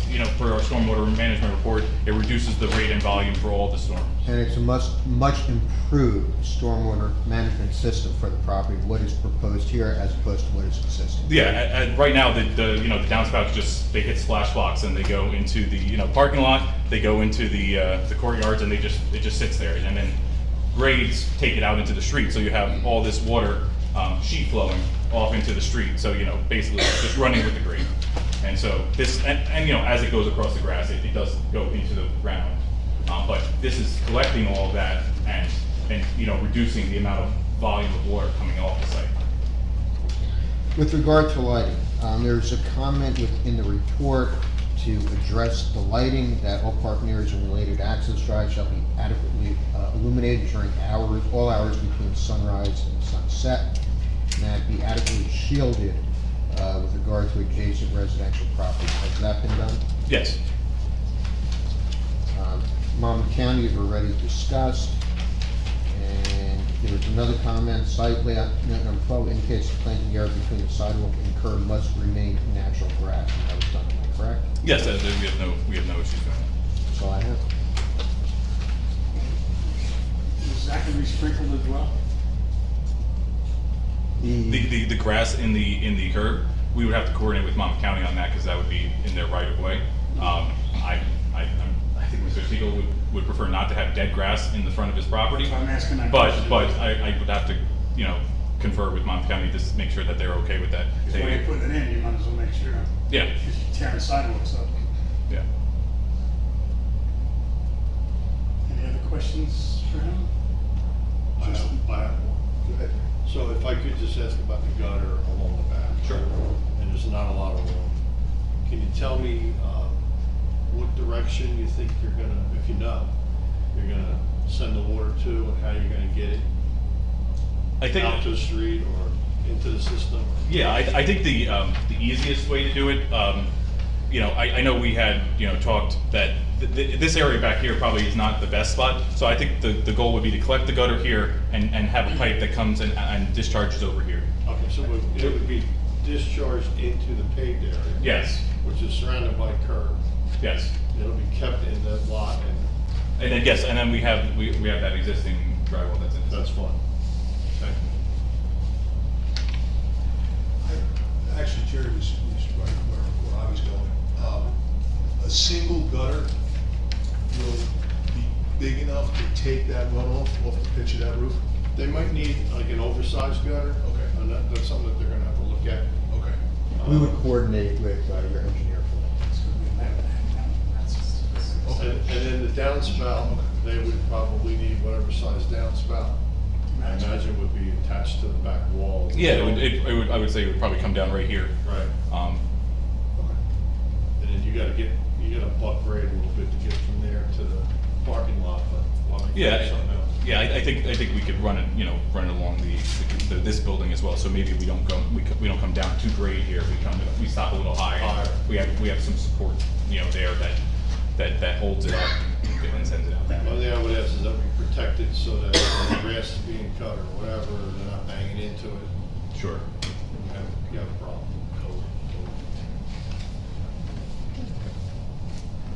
Mr. West. Question. Question. Is there a proposed time, you just stated that you wanted the dumpster put in the back, so the noise of the dumpster wouldn't upset your tenants. So you put it in the back so it will upset the neighbors on Newark Avenue. So I was just wondering if there's a proposed time. You said you have a private hauler. Can we find a time that the hauler is going to say, I'm not going to pick this up at 6 a.m. in the morning or earlier or something like that? Because they have shown up on the Newark Avenue parking lot, I know a couple times at 5:36 a.m. We get the big clash, the bang, the beep, beep, beep of the truck. We're gonna make a condition of the time, I think between 8 and 5 or something like that. I think that's a condition we're You talking want about. to upset his tenant, but you want to upset your neighbors also. Thank you.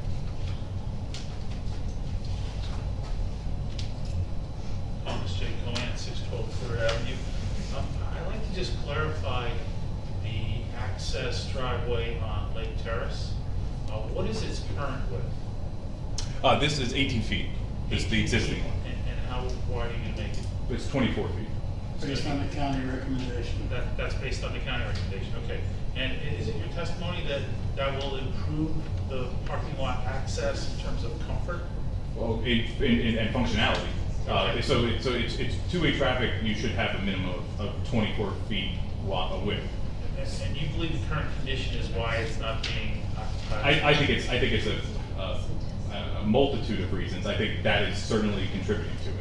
And the height differential, coming in, the change in grade, that's not changing, is it? We are actually flattening it out slightly. Okay. We're reducing grade. I think the actual what we ended up on was about a foot lower here. We were able to make up that grade. So it is a little bit less steep. But it's an existing site. It's very difficult to change a driveway entrance without changing anything else. And also, Monmouth County is very strict about what they allow in their right-of-way. So in here, it's actually very steep right now. So we actually had to flatten that out, and then we had the slope here. We still reduced that slope, and so it's better all around. But Monmouth County would not allow anything greater than I think the existing slope was like 11% or something in there, and it's I think. Across this apron, it's 5% now. And did you mention an existing drywall? There's an existing, there's existing inlet right here that serves as a drywall for the. And is that going to be utilized, or is that system going to be rebuilt? That we're leaving that as is, and we're actually we're resetting the grade, so it's to the new parking lot elevation. And is it been tested for its permeability, and that it's going to actually perk at that location? We did not do any test for that particular inlet to verify anything below grade, but other than it's existing, it's there, and when I was out there, it was dropped. So so there was no water currently sitting in it. And you're building an additional drywall? Yeah, there's a drywall. Well, there's actually we're building 4. Okay, great. Yeah. Thank you. Mr. Rappaport. Questions, not skipping. Strictly questions, please. I've got. Save the comments. Got it. Thank you. So, may I call you Chris? Sure. So, the current dumpsters, where are they now? Question? Well, that's a question. The current dumpsters on Newark are located in this back area here. Let's take Lake Terrace. That's fine. The current dumpsters are located right here. And are you familiar with how they're constructed or what they are? Not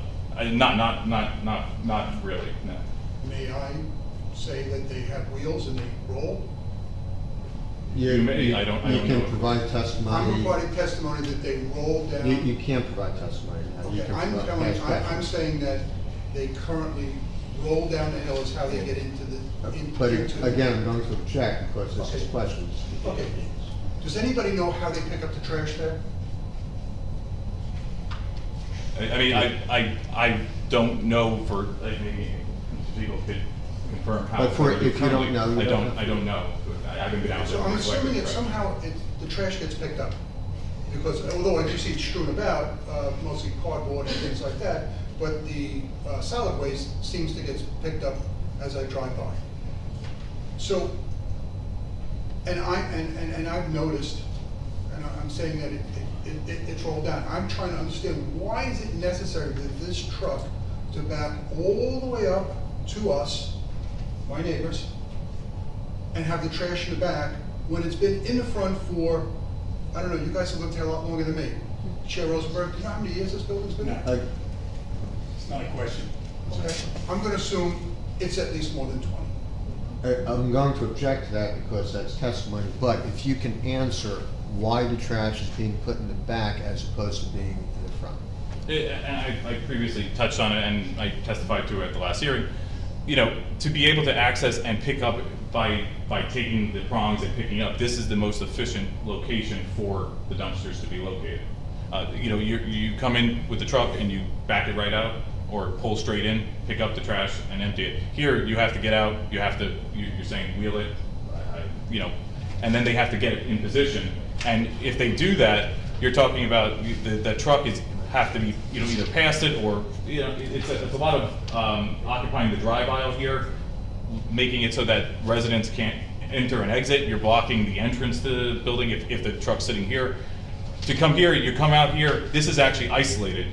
The truck backs up, the truck can sit here, do its business, and then pull straight out, and it's not impacting anybody except for these 4 spaces. If you have the truck up here, it's blocking off the entire parking lot. It's a more efficient use of the space to have the trash in the back, am I correct? That's correct. Well, I'm Can sorry. I ask a question? No, Just let- one more second, I'm sorry, I Okay, apologize. no, it's fine.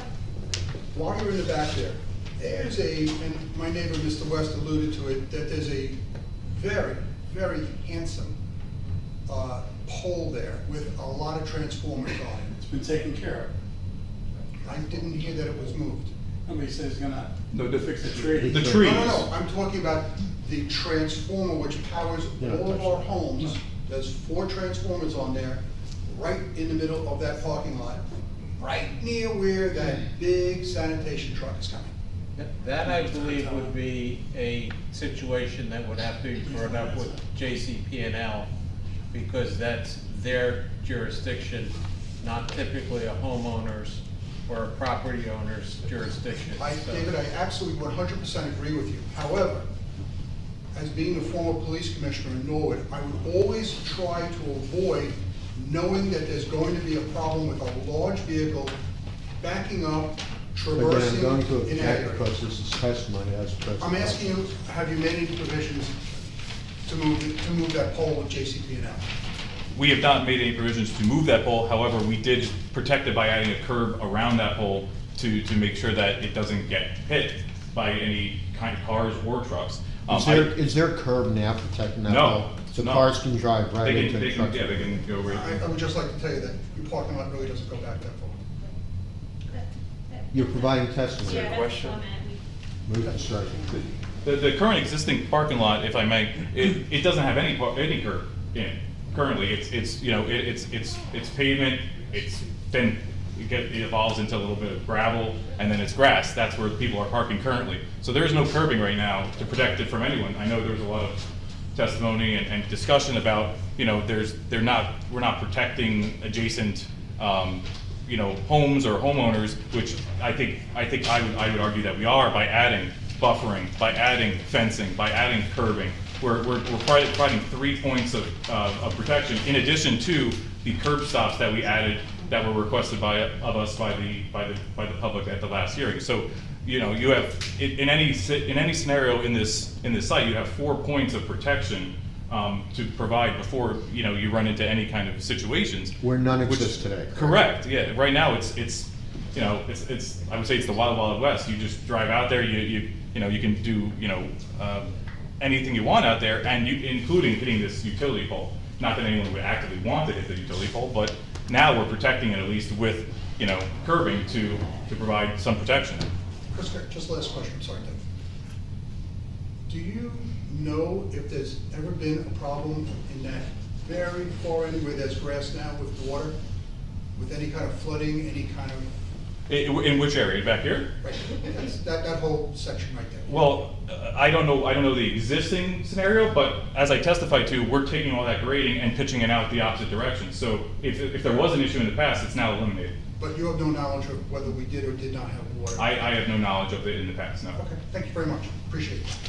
Can I make a comment? Sure. Just point of inquiry, if you would ask JCP&L? I- Because if they would move that, they've done it in some construction, but no condition, just to honestly go through the process. I can reach out to JCP&L if, Tell to them see what's if they gonna would. happen, because they don't wanna glue in a knockdown pole for some reason by mistake. Correct. You know, so it may be cheaper for them to move it. Yes. Pole. Yes, I will certainly reach out to them. I was in contact with JCP&L to talk about the ownership of the pole too, and I did confirm that it is a JCP&L pole. Yeah, so I mean, maybe they would do that. Yeah, and I'm not aware of any easements that were for that pole either. So you know, we'll work it out with them to see if they can move it. It's courtesy. Yeah, absolutely. Ma'am, did you have a question? Yes, Yeah, I have several. Is the same trash company picking up at both parking lots? I would imagine so. Probably. Okay, because this parking lot on Newark, the truck is going to park in the street and the trash is going to be moved from the corner to the street, correct? That's correct. So why can't the same thing be done on Lake Terrace, that the trash truck is parked on Lake Terrace and the trash is moved from that corner to the street? So I can answer that, Andy. It's not a problem. It's a good question. The biggest difference is that these are individual bins. So they're, you know, like the 5-gallon bins that you would purchase for your own home or so. So they're very easy manipulated. As I testified to, we have 6 of them there. So, you know, I'm sorry, I said 5 gallons, 95 gallons. They're trash cans. So they could be picked up and brought over, or some of them have wheels on it. They can be wheeled out.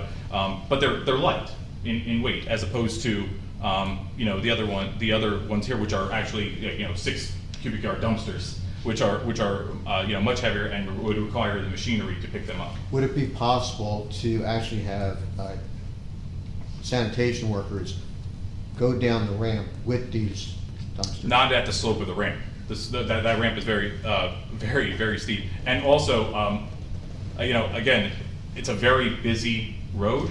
I don't know if you want the trash there, unless you had the trash come at a very early hour, which Well, we heard testimony that we don't want that. I mean, we have trash trucks that pick up on Main Street as well. I'm just looking at it and I'm thinking of all the houses that are backed up to that dumpster, which if I were there, I probably wouldn't be real happy. And it seems like it would not be that much of an impact on any residents if the dumpster was in the front of the parking lot where it exists right now. Now, I think the testimony that's been presented, it's not an ideal situation to have there. It's a much more efficient system, as you testified to have it back. How and do they front. pick it up now? I said previously testified, I don't know the current situation. Can anybody answer that question? How the trash truck gets in there now to pick up the trash? You know? I'm not trying to be cute, they just drive in and go get it. So why can't they continue to do that? Because we've On the Lake designed, Terrace side, Mhm. on Lake Terrace, they pull the truck in, they get the trash, and we're proposing that they pull the truck in and get the trash. But I'm saying if the dumpster was on the Lake Terrace side as opposed to the back of the parking lot. She wants front. in the front. because as testified, it's a more efficient system with the truck, as opposed to blocking all these cars when the truck comes in. They pull in, they're not blocking any of these cars, they're not blocking the entrance either. They pull in, there's plenty of room here, they pick it up and they go out. Currently, it's like in the middle. Is it more towards over here? Yeah, the trash is not pushed up front. Where Yeah, I recall the trash bin. The Can trash we is- have it on the, It's not really show anywhere on here, on this area. But you can identify where the trash is. Yeah, it's just sort of like, you know, because it's just this undeveloped gravel grass pit, it's just sort of, it like shifts around, it's like this area You here. have a dumpster currently? Or is it just like? Yeah, there's a dumpster.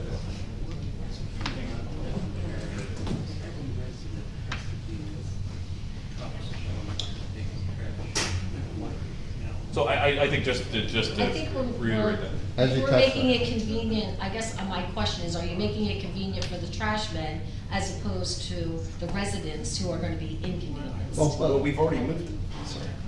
Yeah, both. It's, number one, it's more efficient for the garbage company, and also, you're not, number one, blocking the entrance, so cars are backing up. on the road waiting to get in, and you're not blocking used cars where they can't egress out of the site. So it's a more efficient system. But how, I guess my question is, how long does it take for the trashman to pick the trash up? We're not talking about a trash truck sitting there for 45 minutes. But they don't have to sit there for, even 4 or 5 minutes there, it's gonna create a backup and create an inconvenience for the tenant. I think the main concern would be if the truck was parked here and someone tried to pull in, now they can't go anywhere unless the trash moves. If it creates a traffic nightmare in the parking lot and also in the street, because then you might have one of these cars trying to back up, or this is designed best when the trash comes in, sits here, makes sure there's no one trying to leave the parking lot, and then exits. Okay. Another question?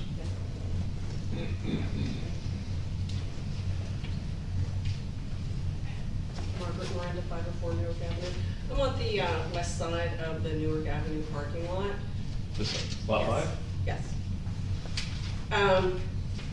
So this, is this lot zoned residential? Well, I think there was previous testimony on the use of the current lot. That was the planner's testimony. Okay, so, I want to say thank you for moving the trash cans back to where they are currently located. Can I ask when the commercial industrial dumpsters are gonna stop being placed in the residential parking lot? I'm not sure I understand the question. There's been a 200 cubic yard dumpster for commercial construction in that lot since February of 2020 on an ongoing, regular basis. So you're saying it's like, just parked right here? Yeah. Okay, well, I don't know if that's testimony I could provide, or if Peter, but I would assume, I don't want to say anything that's improper, but I would assume that was for any kind of interior renovations that were done and would be removed when those renovations are But completed. this witness doesn't have knowledge, so it's assuming, so he can't testify as to any dumpsters. We'll get it answered from another witness. From Mr. Siegel, he can provide testimony with regard to that. Okay. That was my question. Thank you.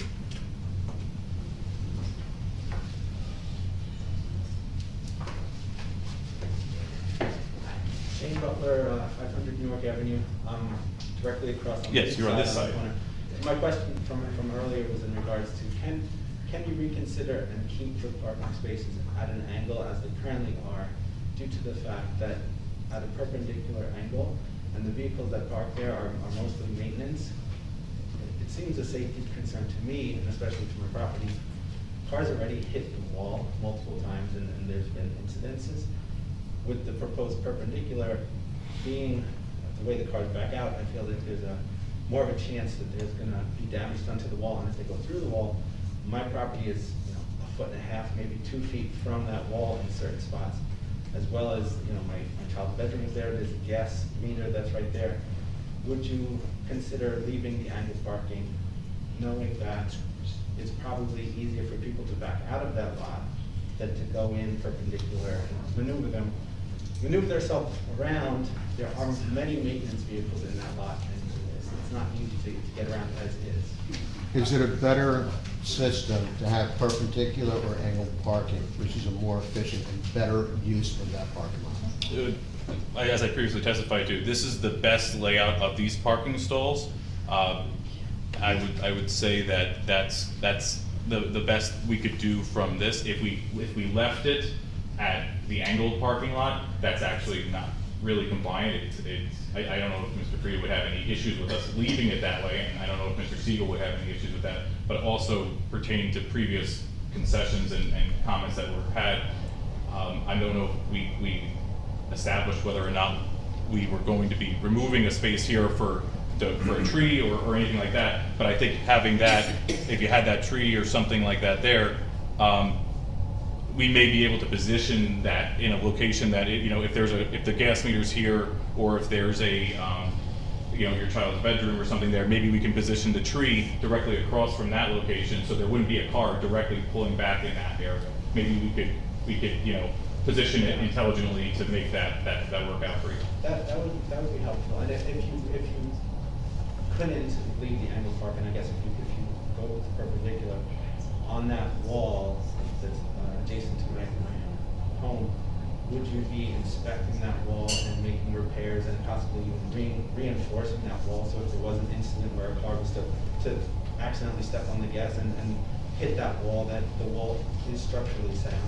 Well, that would be normal maintenance. You know, you're talking about something that may happen in the future. Certainly if there's damage to a wall on the property owner is going to rectify it. There is current damage on that wall, where people have hit it. And we have a note that's been on the plans that says existing wall to be repaired as needed. That was in the first testimony. Correct, yes, and so I. Correct both walls. And I know we talked about this previously, that we did say we would add privacy slats. I did hear your comment before that, you know, it seems like on the one property, on lot 5, we maybe came out to Mr. Citratelli, I'm sorry if I said your name properly, but that maybe every other slat would be utilized on that side. I heard from your testimony previously that maybe on this side you didn't want any privacy slats because you wanted to look at the adjacent neighbor's garden, and also you have I think what I wrote down in my notes was some vines or honeysuckle on the fence that it is. I mean, I think Mr. Siegel made the concession at the last hearing to add the privacy slats. I'm sure he would be happy to not add the privacy slats. Yeah. You know, I think he really is just happy to work with everyone to make, you know, everyone as happy as he possibly could with what it is. And the walls will be repaired. Yeah, yes. If you want to address that now, I'm perfectly fine without the privacy slats. You can discuss that with him privately. Okay. Thank you.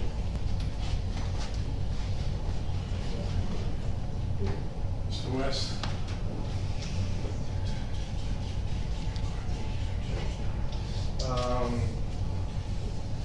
Hearing all this, would you consider, or would it be possible, if we moved the dumpster up to that pole level and end of the building?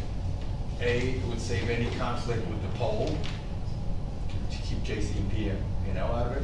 It would probably save you some money. You're not gonna pave that. Now, at this point, we're not revising the plans at this point. And then lose four spots too then. Lose 4 spots, but also address a lot of these issues of upsetting all the neighbors, which the dumpsters on this side are one of the biggest problems, trying to satisfy all the residents of the The plans building. as presented are the final plans that we're presenting to the board. If not approved, then obviously none of the work is going to be done. If we don't have approvals, but this is the plan that we're doing.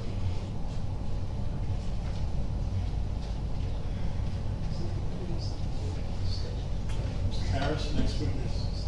I have no further witnesses. Any comments from the board?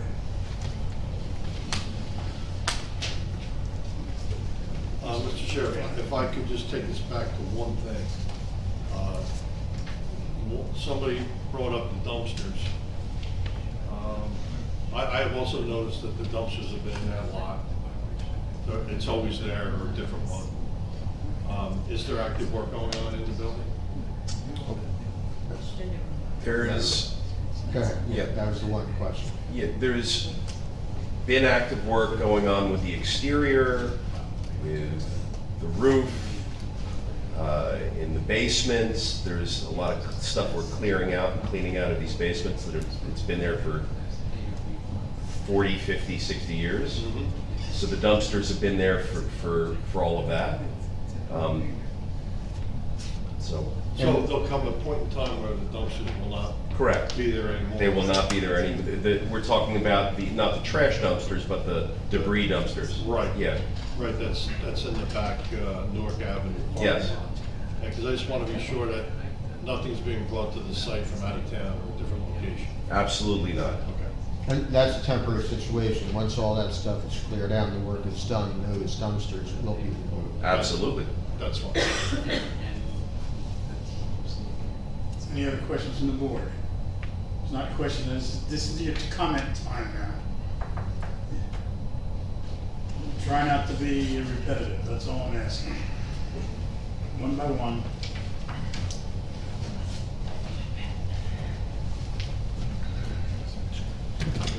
Members of the you sworn in or not? I've been sworn in. He was Okay. sworn in, of course, I think. Now you can make your comments. Thank you, Chairman. I want to thank members of the board for your service. I know it's not easy to give up your time and be away from your families for all these meetings. It's very difficult, and I appreciate you listening to your neighbors, our concerns, particularly since it is our backyard this time. I know I've been up here before when it's been other people's backyards and giving comments. But my comments deal with two issues. One, where the dumpster is, and where I know, because I see when I'm even not home on my camera, I can see that parking lot. I understand that if it was a more luxurious space and had a different incline, perhaps the neighbors would use that. I can tell you from a lot of Mr. Siegel's tenants having dogs, I get to see them in the park. And we talk, because this is Bradley Beach. We're friendly. And my regular comment to them is, just curious, where do you park your car? I'm going to object in terms of any hearsay testimony with regard to any other persons. I believe it's comment time. Yeah. So, these are my comments. And so, that was one conversation that I've had numerous times over the many months that I've noticed a lot of dogs coming from that rental project. And then my second question to them was, do any of you park in that lot? And most of the comment is... Going to object again. It's not a comment. You're giving somebody else's answer. I appreciate that. My other concern is that pole, which I spoke about before.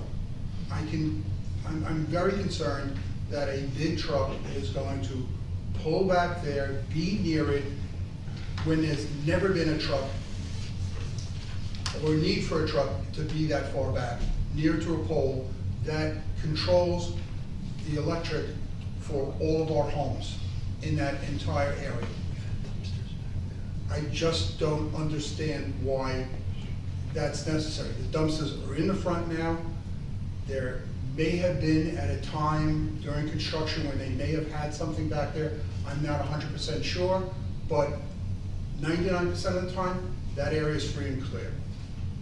I don't see the need for all this. And my other comment, quite frankly, is that we're creating all of these spots. I would hate to see, or I would feel very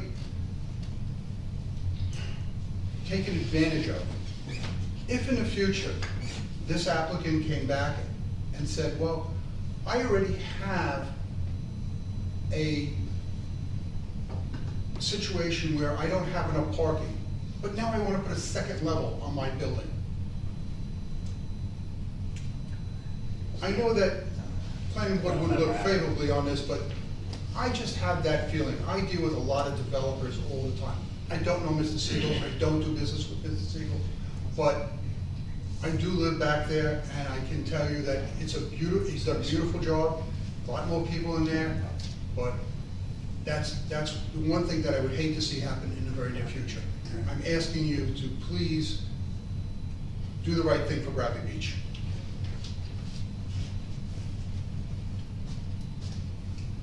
Next.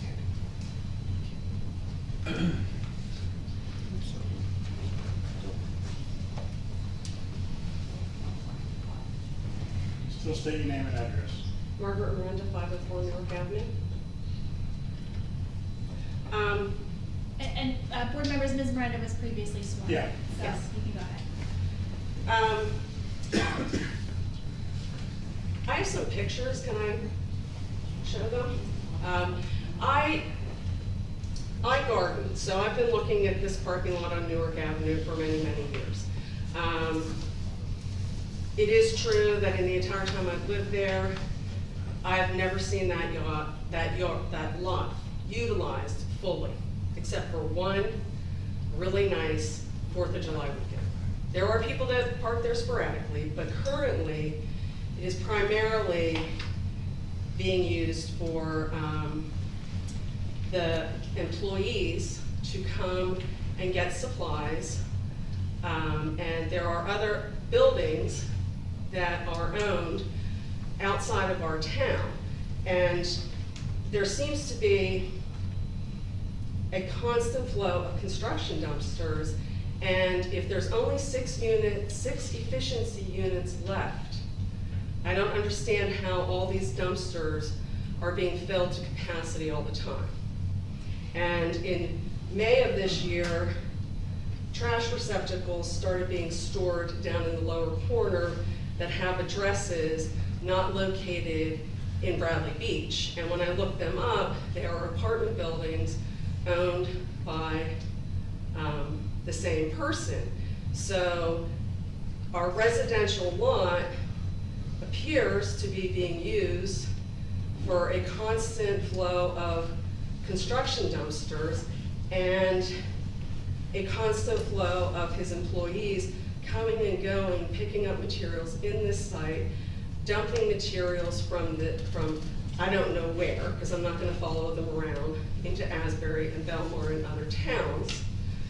But there's a constant flow of materials being delivered, then picked up by his employees. Again, I don't know where they're going. But last week, I actually, in the middle of the day, there were people in the park, there was transients in the parking lot dumpster diving and pulling things out. And then somebody else came around, I don't even believe it's from his apartment buildings, and just dumped a mattress in front of this dumpster. Ma'am, if you want to show the board these pictures, we will mark them, and if We you have can to show keep them. council That's fine. first. And then, I'm just gonna apologize because I think I recycled some paper, but I think it's just the hearing notes, so. But this is pretty much. So you The can have question them is, too. if he's bringing construction from another site, that is not supposedly allowed, so. Well, I just want to, construction if it's residential, I would like it clarified that it's for residential. I understand that if you're doing renovations that you need a dumpster, but there has been a constant flow of dumpsters for almost 3 years now. And to the hypothetical question of the wall being hit, my wall, I've lived in this property for 6 years. That wall has been hit 3 times. It was repaired by the previous owner. It has been hit an additional 2 times with the new owner.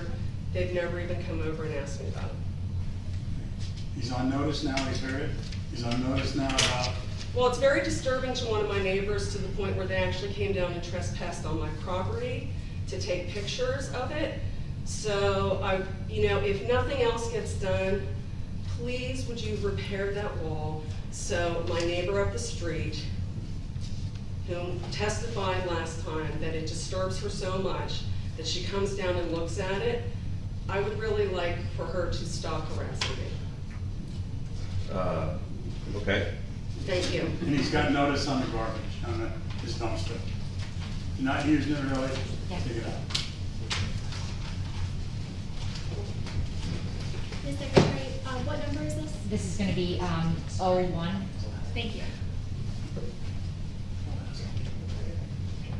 We can have more comments. I got a question before. Mr. Siegel, what are you using that dumpster for? It was there so long? You can't have that much dump? Yeah.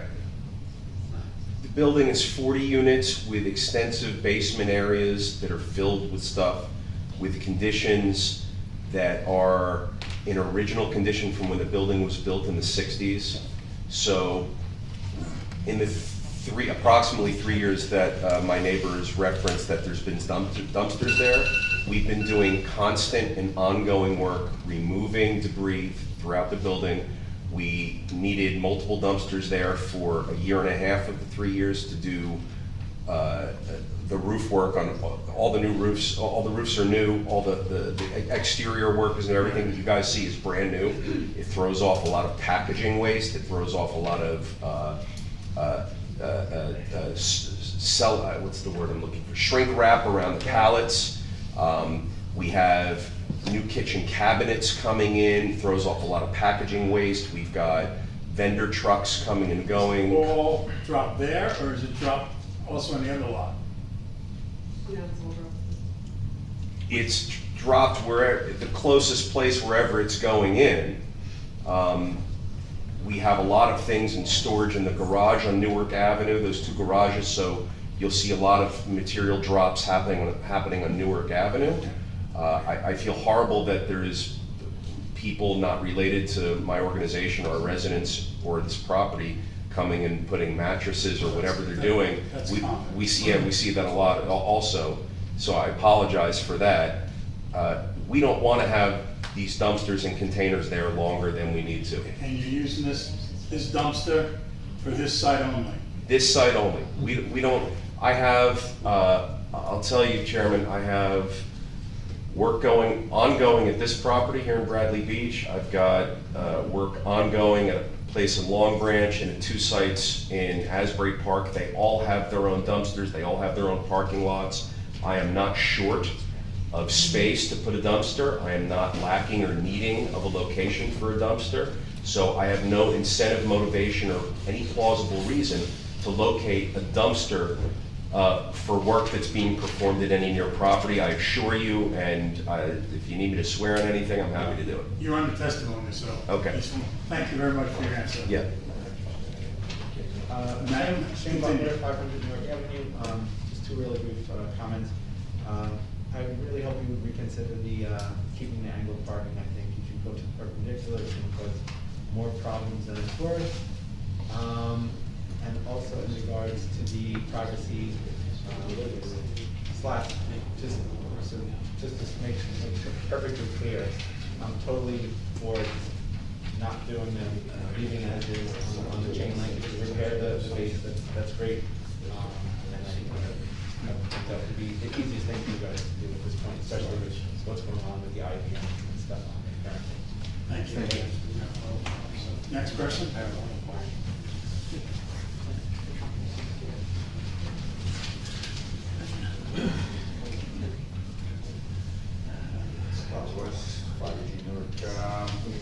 All right, closing comments.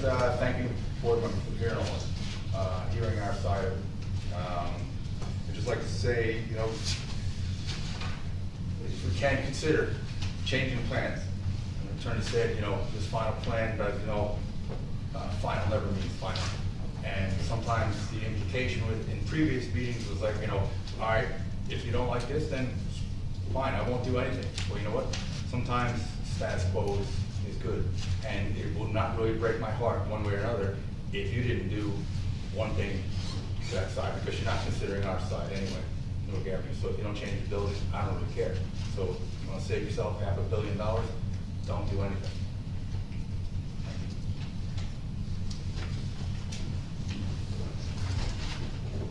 This person has not just been spared. Thank you, Mr. Chairman. Good evening, ma'am. Can you please state your name and address? Libby Raftery Triola. Can you spell that for me, please? R-A-F as in Frank. T-E-R-Y hyphen capital T-R-I-O-L-O. Thank you. And what is your address? 520 North Avenue. Can you please raise your right hand? Do you swear or affirm that the testimony you're about to give before the board will be the truth, the whole truth, and nothing but the truth? I do. Thank you. Before I commence, I would like to ask patience and understanding from the panel because on Memorial Day of this calendar year, I had a stroke and it affected my speech, so my mic. Take your time. Okay, thank you. And I might be a little non-articulate or hesitate a little bit. I took the clock off. Thank you. I'm just baffled by the idea, you know, I see that this presentation is very good, you're pertaining to legalese, there's a lot of professionalism in there, but the one component that I don't see addressed at all is about the effect of the quality of life, which is so paramount to the residents, the 4 households specifically that this will affect. if that dumpster is placed in the corner of where it is. I've lived in this residence for over 20 years, and for over 20 years, it has worked very effectively for the garbage company, and I know the garbage company. I know the time frame that they come pick that up is between 6:30 in the morning and 7 in the morning, and they're not there that very long. They have a very good routine where they bring the dumpster down the driveway, put it into the truck, and they move on. It does not create this big, huge delay in the route or people going around, but it is extremely noisy. There's no doubt about that. And the impact of the noise and the vibrations of that coming to my household and the other households, if that dumpster is placed in the corner, which is directly behind my house, has me greatly concerned, specifically pertaining to my welfare. Because that, where that dumpster is going to be finalized, moved, and placed right now at this time, it is 2 feet from my property line of where my house exists, and it is on the back part of my house where my kitchen is, and then where my master bedroom is. So I will be being inundated with the wafting smell from a dumpster, the possible infestation, the noise, the light. All of this will affect the recuperative rehabilitation process of me moving forward effectively, which is what I want to do. That is my goal, and I think that should be the goal for everybody. And it will affect my quality of life during the spring and the summer months. Sometimes we can go to the fall months of having my meals on my deck because that dumpster is going to be right there. And I really would like for that to be looked at more seriously and to possibly be reconsidered, and for an open mind to be taken into consideration to move that, because I do not feel that is a good location for it at all. And there are some comments that have been made that it just also baffled me. The stroke did not affect my vision. I was outside in my yard the entire day doing yard work. There was not 12 to 14 cars parked in that lot. Very rarely in either lot do I see 2 or 3 cars parked in the lot. The majority of the people, they like to park their cars close to where the entrances of their apartment is. So the need to increase it as much as what wants to be done, I don't foresee it. But then again, I'm just a resident of my own property and watching that, what is affected for me and everybody else. But I would like to have that considered, that quality of life pertaining to this decision is really just as paramount as to the beautification of the town. Thank you so much, and I appreciate your patience. Would you be happier if it was 9 feet instead of 2 feet away? Would that be an improvement? I honestly can't say that it would be. No, I don't think that would be. The plan showed it's 9 feet, it's not 2 feet. What I'm saying is that the property line, my house is 2 feet from the property line. Ah. So it Okay. severely affects the impact. That's what I'm saying. Got it. I thought you were referring to the dumpster. I apologize. No. I apologize. I thought I just wanted to clarify on the pictures that I gave you. There is one picture in there where there's a bunch of vehicles in the Newark parking lot. That was because the employees were having a meeting. Those were not residents. Those were all of Mr. Siegel's employees. So I just wanted to clarify that, because that does look like the parking lot is used quite a bit. But it was being used for commercial purposes or business purposes, not for the residents to actually park there. Okay, thank you. Thank you. Anybody else? Sir?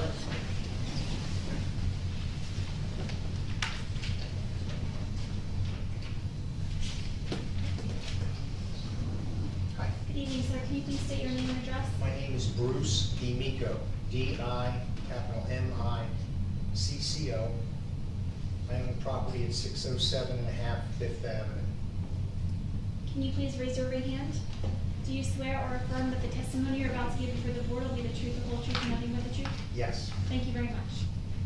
I wanted to just confine my comments to Mr. Siegel's project at Lake Terrace. I've driven over there since May. I've looked at the property. I was surprised that there were not a lot of cars parked in the parking lot. But I also, as I biked in, I thought I wouldn't want to drive up that slope. And it did seem to be the kind of a thing that was almost a detriment to wanting to use that parking lot back there. After reviewing the plans, it appears that the slope is less, the entranceway is wider. It's an improvement to the property. The landscaping is a tremendous improvement to the property. Mr. Siegel has testified that a dumpster's been there clearing out refuse, junk, for some period of time. I think I heard 3 years. He's improving this property, and these things are improved, but they don't happen overnight, and they come with a lag. I'm a former borough councilman in Newtown Borough, Bucks County, Pennsylvania. I've seen these plans. I've approved plans like this. This is a plan that makes some sense to me. I walk my dog across from an office park that has dumpsters come regularly. They're in and out in 2 minutes or less. They're on the clock, and they don't have a lot of time. So they don't stay there a long time. So I just looked at this and I thought it was an improvement to the property. I think in the long run it would be an improvement to the neighborhood. I attended the Zoom meeting in June, I believe it was, when Mr. Siegel's plan was supposed to come up. The master plan for the borough significantly, it was expressed on various residents that came for approvals that parking is a big part of the master plan. What got lost in this is that he's improving the parking situation. He's alleviating parking on Lake Terrace. That kind of got lost in the dumpster discussion.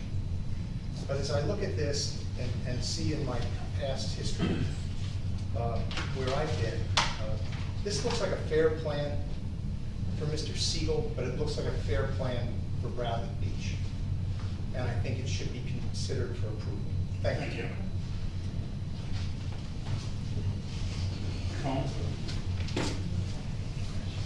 Thomas J. Cohen, 612 3rd Avenue. Mr. Cohen, you've been previously I've been sworn. previously sworn, thank you so Yes, much. thank you. Yeah, it's nice to try to repair a 1960s development that was done in Bradley Beach. It wasn't the same design standards and direction as there is now. I do compliment the engineering firm on doing their best to try to work with something that's really a bad design. But that being said, this is a use variance, so the standard is very high. And I'd like to say that, in terms of the underground recharge, I believe that improvement along with the rear gutter warrants the variance for the impervious coverage, which was previously talked about, because I think there's benefits to that. I think the engineer's testimony on the improvements of the parking lot, as were also mentioned by the previous speaker, are very good. But when 301 Main Street was approved, they marked out the parking spaces, they were all assigned. I think that's a very important factor here. Now, Mr. Siegel can charge a bump for his tenants, that's fine if you want a parking space. If tenants pay for a space, in my experience, they'll utilize the space. they have skin in the game. The object is to keep as many cars off the street as possible. Yes, it's impossible for him to supply 73 spaces, which he should, but the benefit of the 14 spaces is good.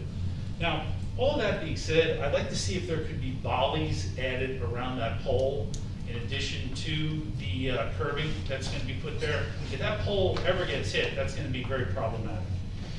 But all that being said, in terms of Mr.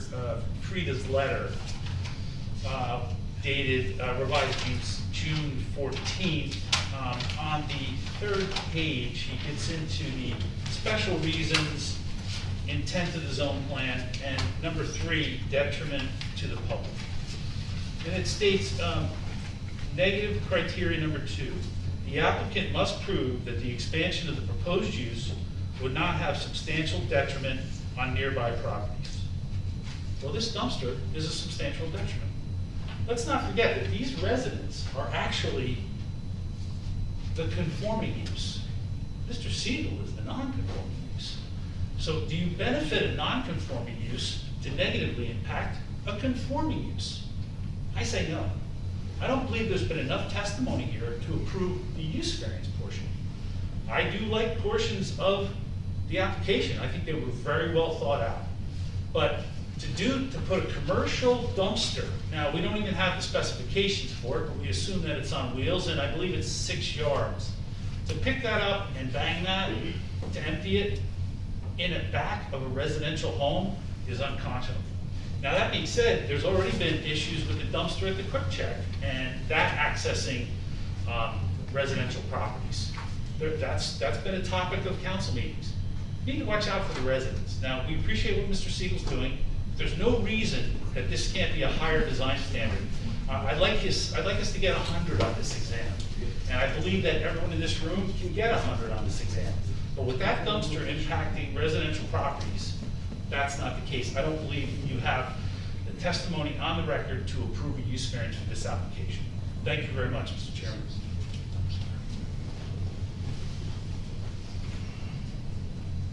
Mr. Frieda, some ideas or no? I don't know how much it would help. I think it would. But if the applicant would agree to push the dumpster unit at least forward an additional 10 feet, what they've done is they've provided two-way traffic behind that island that houses the utility pole, when they really only need one-way traffic there. So they could probably pick up 12 feet, slide the island up, and push the whole dumpster area up. You'd have more like 21 feet to the back than you would have 9. If that's something they would consider, and the board feels like. You want to put that on the record? The board. One thing Mr. Allen said, there's bollies around that pole as well. Yeah, they're called bollards, and that would be. Yeah, we have stipulated the bollards, that's not an issue with that, and Mr. Frieda had indicated to me about moving the enclosure. Yeah, the enclosure up, and increasing that buffer, we can do that. Can you show us that one? Oh, sure. So when we're looking at this, I'm just gonna tilt this over a little bit. Instead of having these back here, moving these up where the buffer extends to up here, increasing the islands, I think you have about 15 feet back. Make this, instead of a two-way, a one-way. Cars that come in, they pull out, they don't go that way. That's a one-way, dumpsters move up. It pulls the back of the dumpster enclosure another 15 feet away from the property. So you would have close to 24 feet, 22, 23, 24 feet, rather than the 9. Correct. If the island, if I may, if the island, the current island stays where it is, we probably are closer to like the 12-foot range. Yeah. But the point stands that we could add. We do 12 feet, so you have a 21-foot 21-foot buffer which is there. pretty significant. And if you improve the landscaping to really buffer that. Exactly. With Yeah, we still- taller, greater. They should never see it then, right? 12 feet. Correct. of evergreens, it's at least 6 feet high to start with. Would also reduce the impervious coverage Right. slightly. Exactly. Be closer to Conform. how much coverage would come off of. A little bit. A little bit. Because the parking lot's picking up. But the point is, trying to get it as far away from the residents as possible, and still keep the operation in place that the applicants look. I think it makes sense, but I'm only one. We discussed that on the Zoom meeting also originally.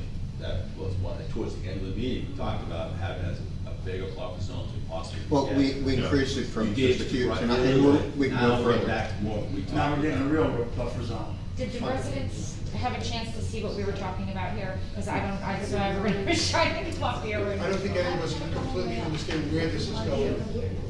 Well, okay, Can we so, just turn it and put it on, Yeah, because the yeah, board yeah. saw, can we I- put this on the table maybe? Yeah. Or Well- just take it off and. Yeah, I mean, I could walk around. There you I don't- go. Where's the camera? Should I be playing up to the crowd there? Well, the camera's there. It's looking right at you. Yeah, so the dumpsters are currently here.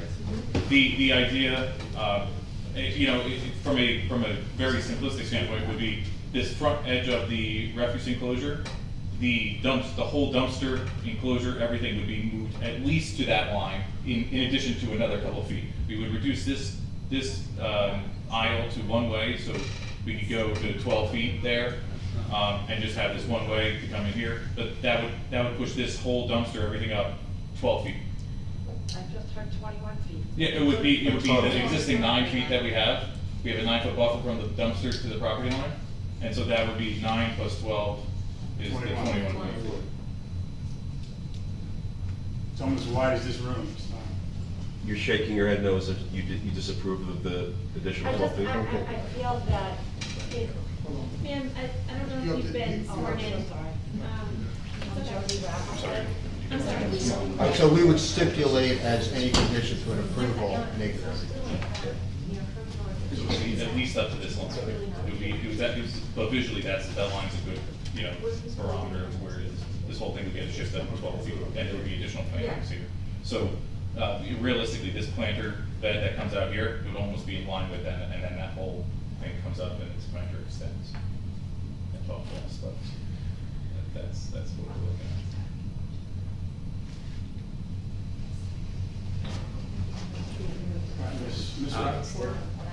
Jody Raffles, Yes, 5,000 yeah, please. New York area. Can you please raise your right hands? Do you swear or affirm that the testimony you're about to give before the board will be the truth, the whole truth, and nothing but the truth? I do. Thank you. I just feel, I think the parking, you want your parking, that's fine with me. Move your garbage closer to your building. I don't see why that's gonna affect us the most because we live in 512, which was, I believe, owned by the people you bought your property from. It was a double lot, and we abut that garbage. And I just don't see why we are going to be penalized because you want to do an improvement on your property. I respect the fact that you want to make it prettier. I respect the fact you want to, you know, give your tenants and get new tenants and get more parking and do whatever you want to do. But you're doing it at the expense of the people behind you. And if you want to move your garbage more closer down to where they can come into your driveway, then go next to your building. But you're still putting it in our backyard. You're basically not.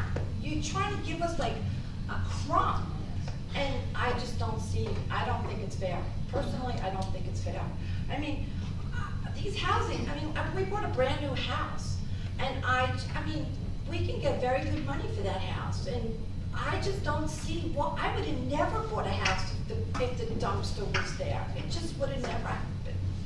And I just think that we bought this house in good faith, and I just think that either move your dumpster, or I don't think for us it would be a good thing.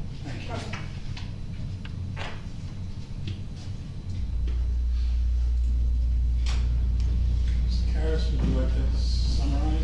I would. I'll be very brief.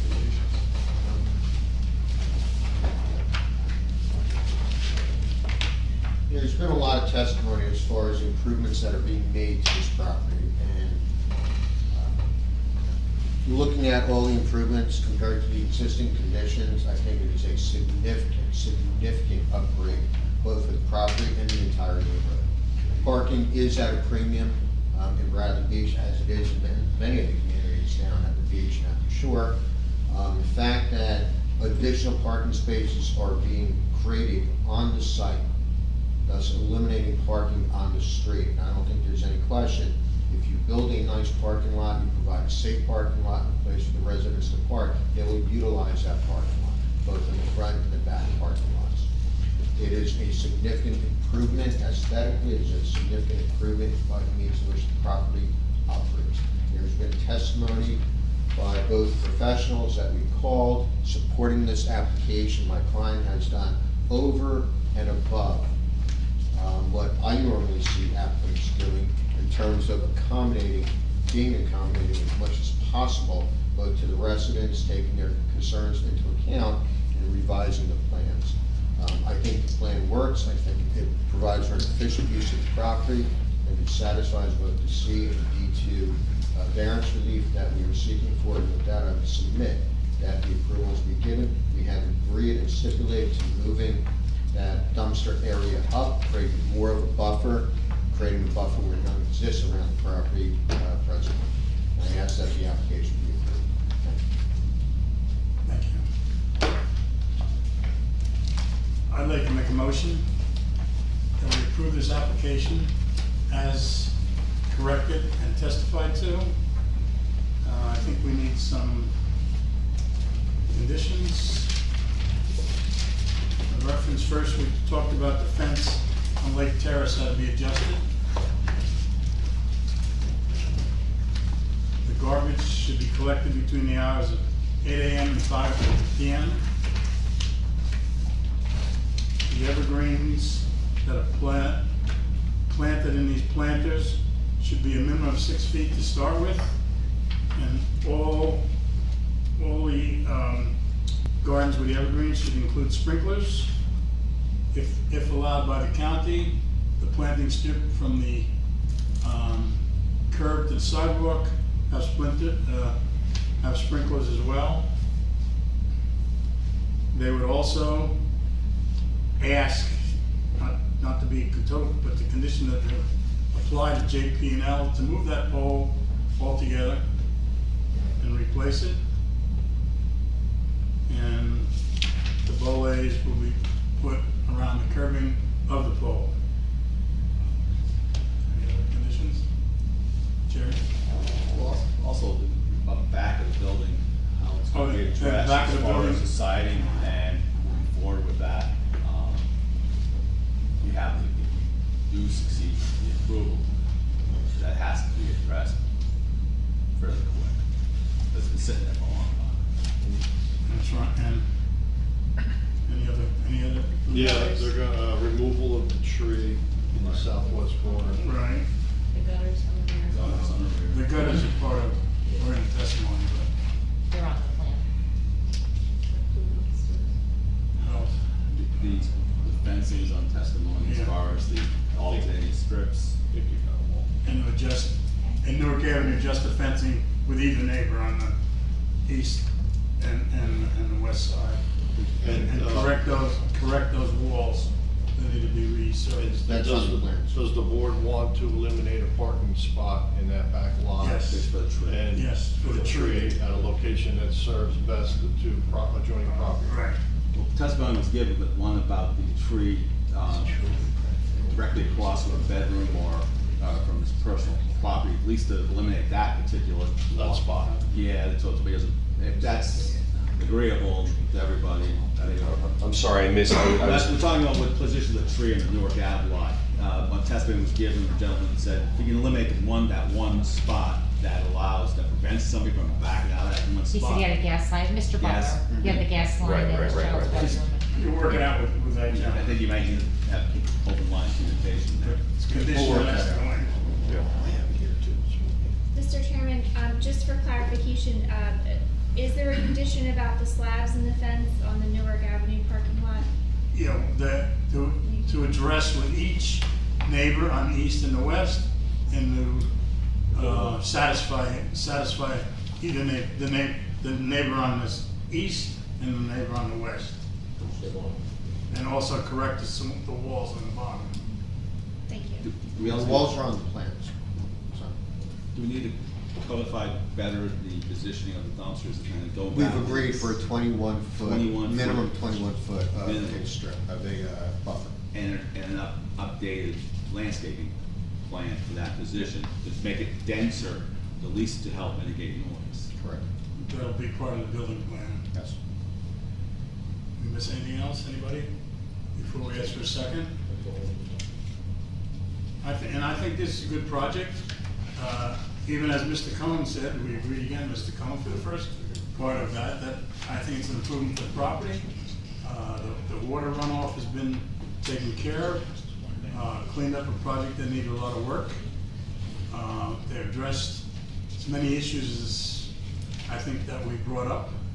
Yeah, there's still a little problem, some people with the garbage dumpsters, but I think what the adjustment has been should satisfy the neighborhood better than it was, and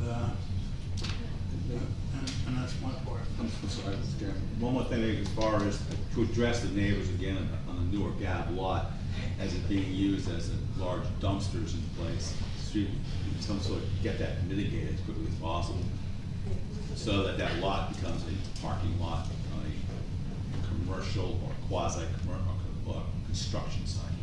Best you can. I understand you're doing this. Yes, I won't be on the record with that. Okay. Now somebody can second it. I'll second it. I'm sorry, Mr. Critelli? Yes. Please give a comment with your answer. Not you, I mean, when the vote's. Yes. Ms. Leahy?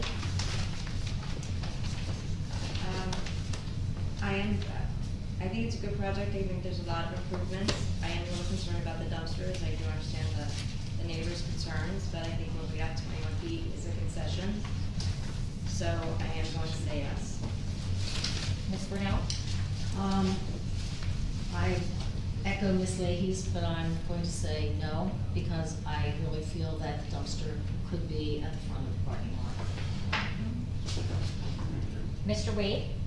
I think it's a very good project, and I think with all the adjustments, especially with the dumpster fencing, and all the adjustments that the chairman ran into the record, I vote yes.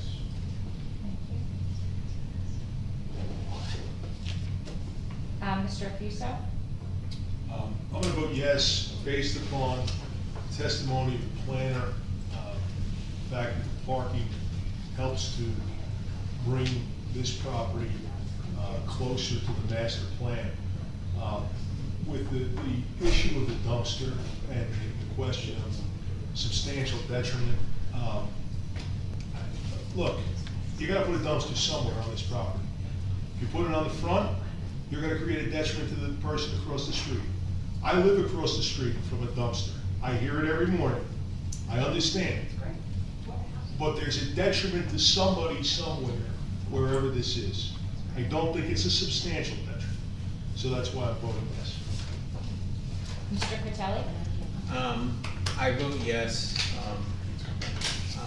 I think that the applicant has taken a property that was in extreme disrepair for a very, very long time, has invested money prior to these requested approvals, has taken a property that at best was probably a Class C or D property and is attempting to bring it up to a Class A or B property. I understand the concerns of the residents of garbage, but everybody in this town deals with garbage at 3 times a week. So in some shape or form, we're all dealing with the same type of thing. I've dealt with a lot of developers over the decades. This applicant has appeared to be willing to work with the people, listen to the people, rather than dictating to the town and the people what he's gonna do. So I think this is a benefit for the town, and my personal opinion, I think he's gone above and beyond what 90% of the developers that you'll see out there will do. So I vote yes unanimously. Mr. Mayor? Yeah, unfortunately, this project bounces up against legacy zoning or lack of zoning in this town in past years, and a property that is of strange configuration, has been run down. It's definitely not attractive or brings anything to the table as far as Bradley Beach. Yes, it is not a perfect project. Dumpsters besides, I think I appreciate the change in moving it, at least trying to recognize the issues of the neighbors. I think a lot was done to try to mitigate the neighbors' concerns. Again, it's not perfect. You're bouncing up against existing conditions that we're gonna always run into around the beach. I vote yes for the project. I think not to vote yes and to let it stay in its current state is more detrimental than anything so far.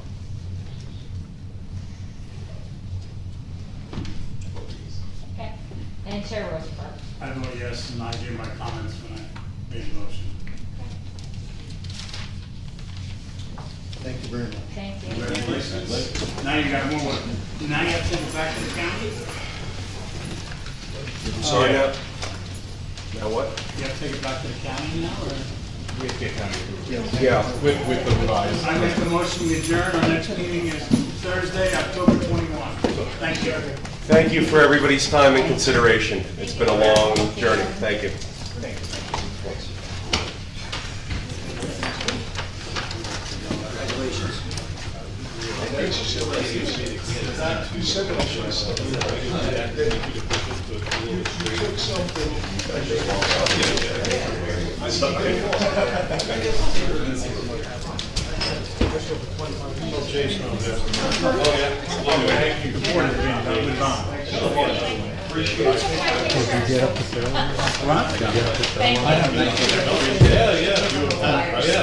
My daughter lives in Monmouth. Take care.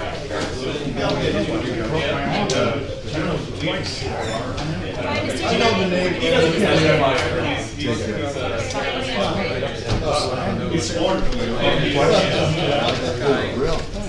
Yeah, tell those guys, tell John and Jason. I appreciate the. No, I wanted and tomorrow's Friday, so we'll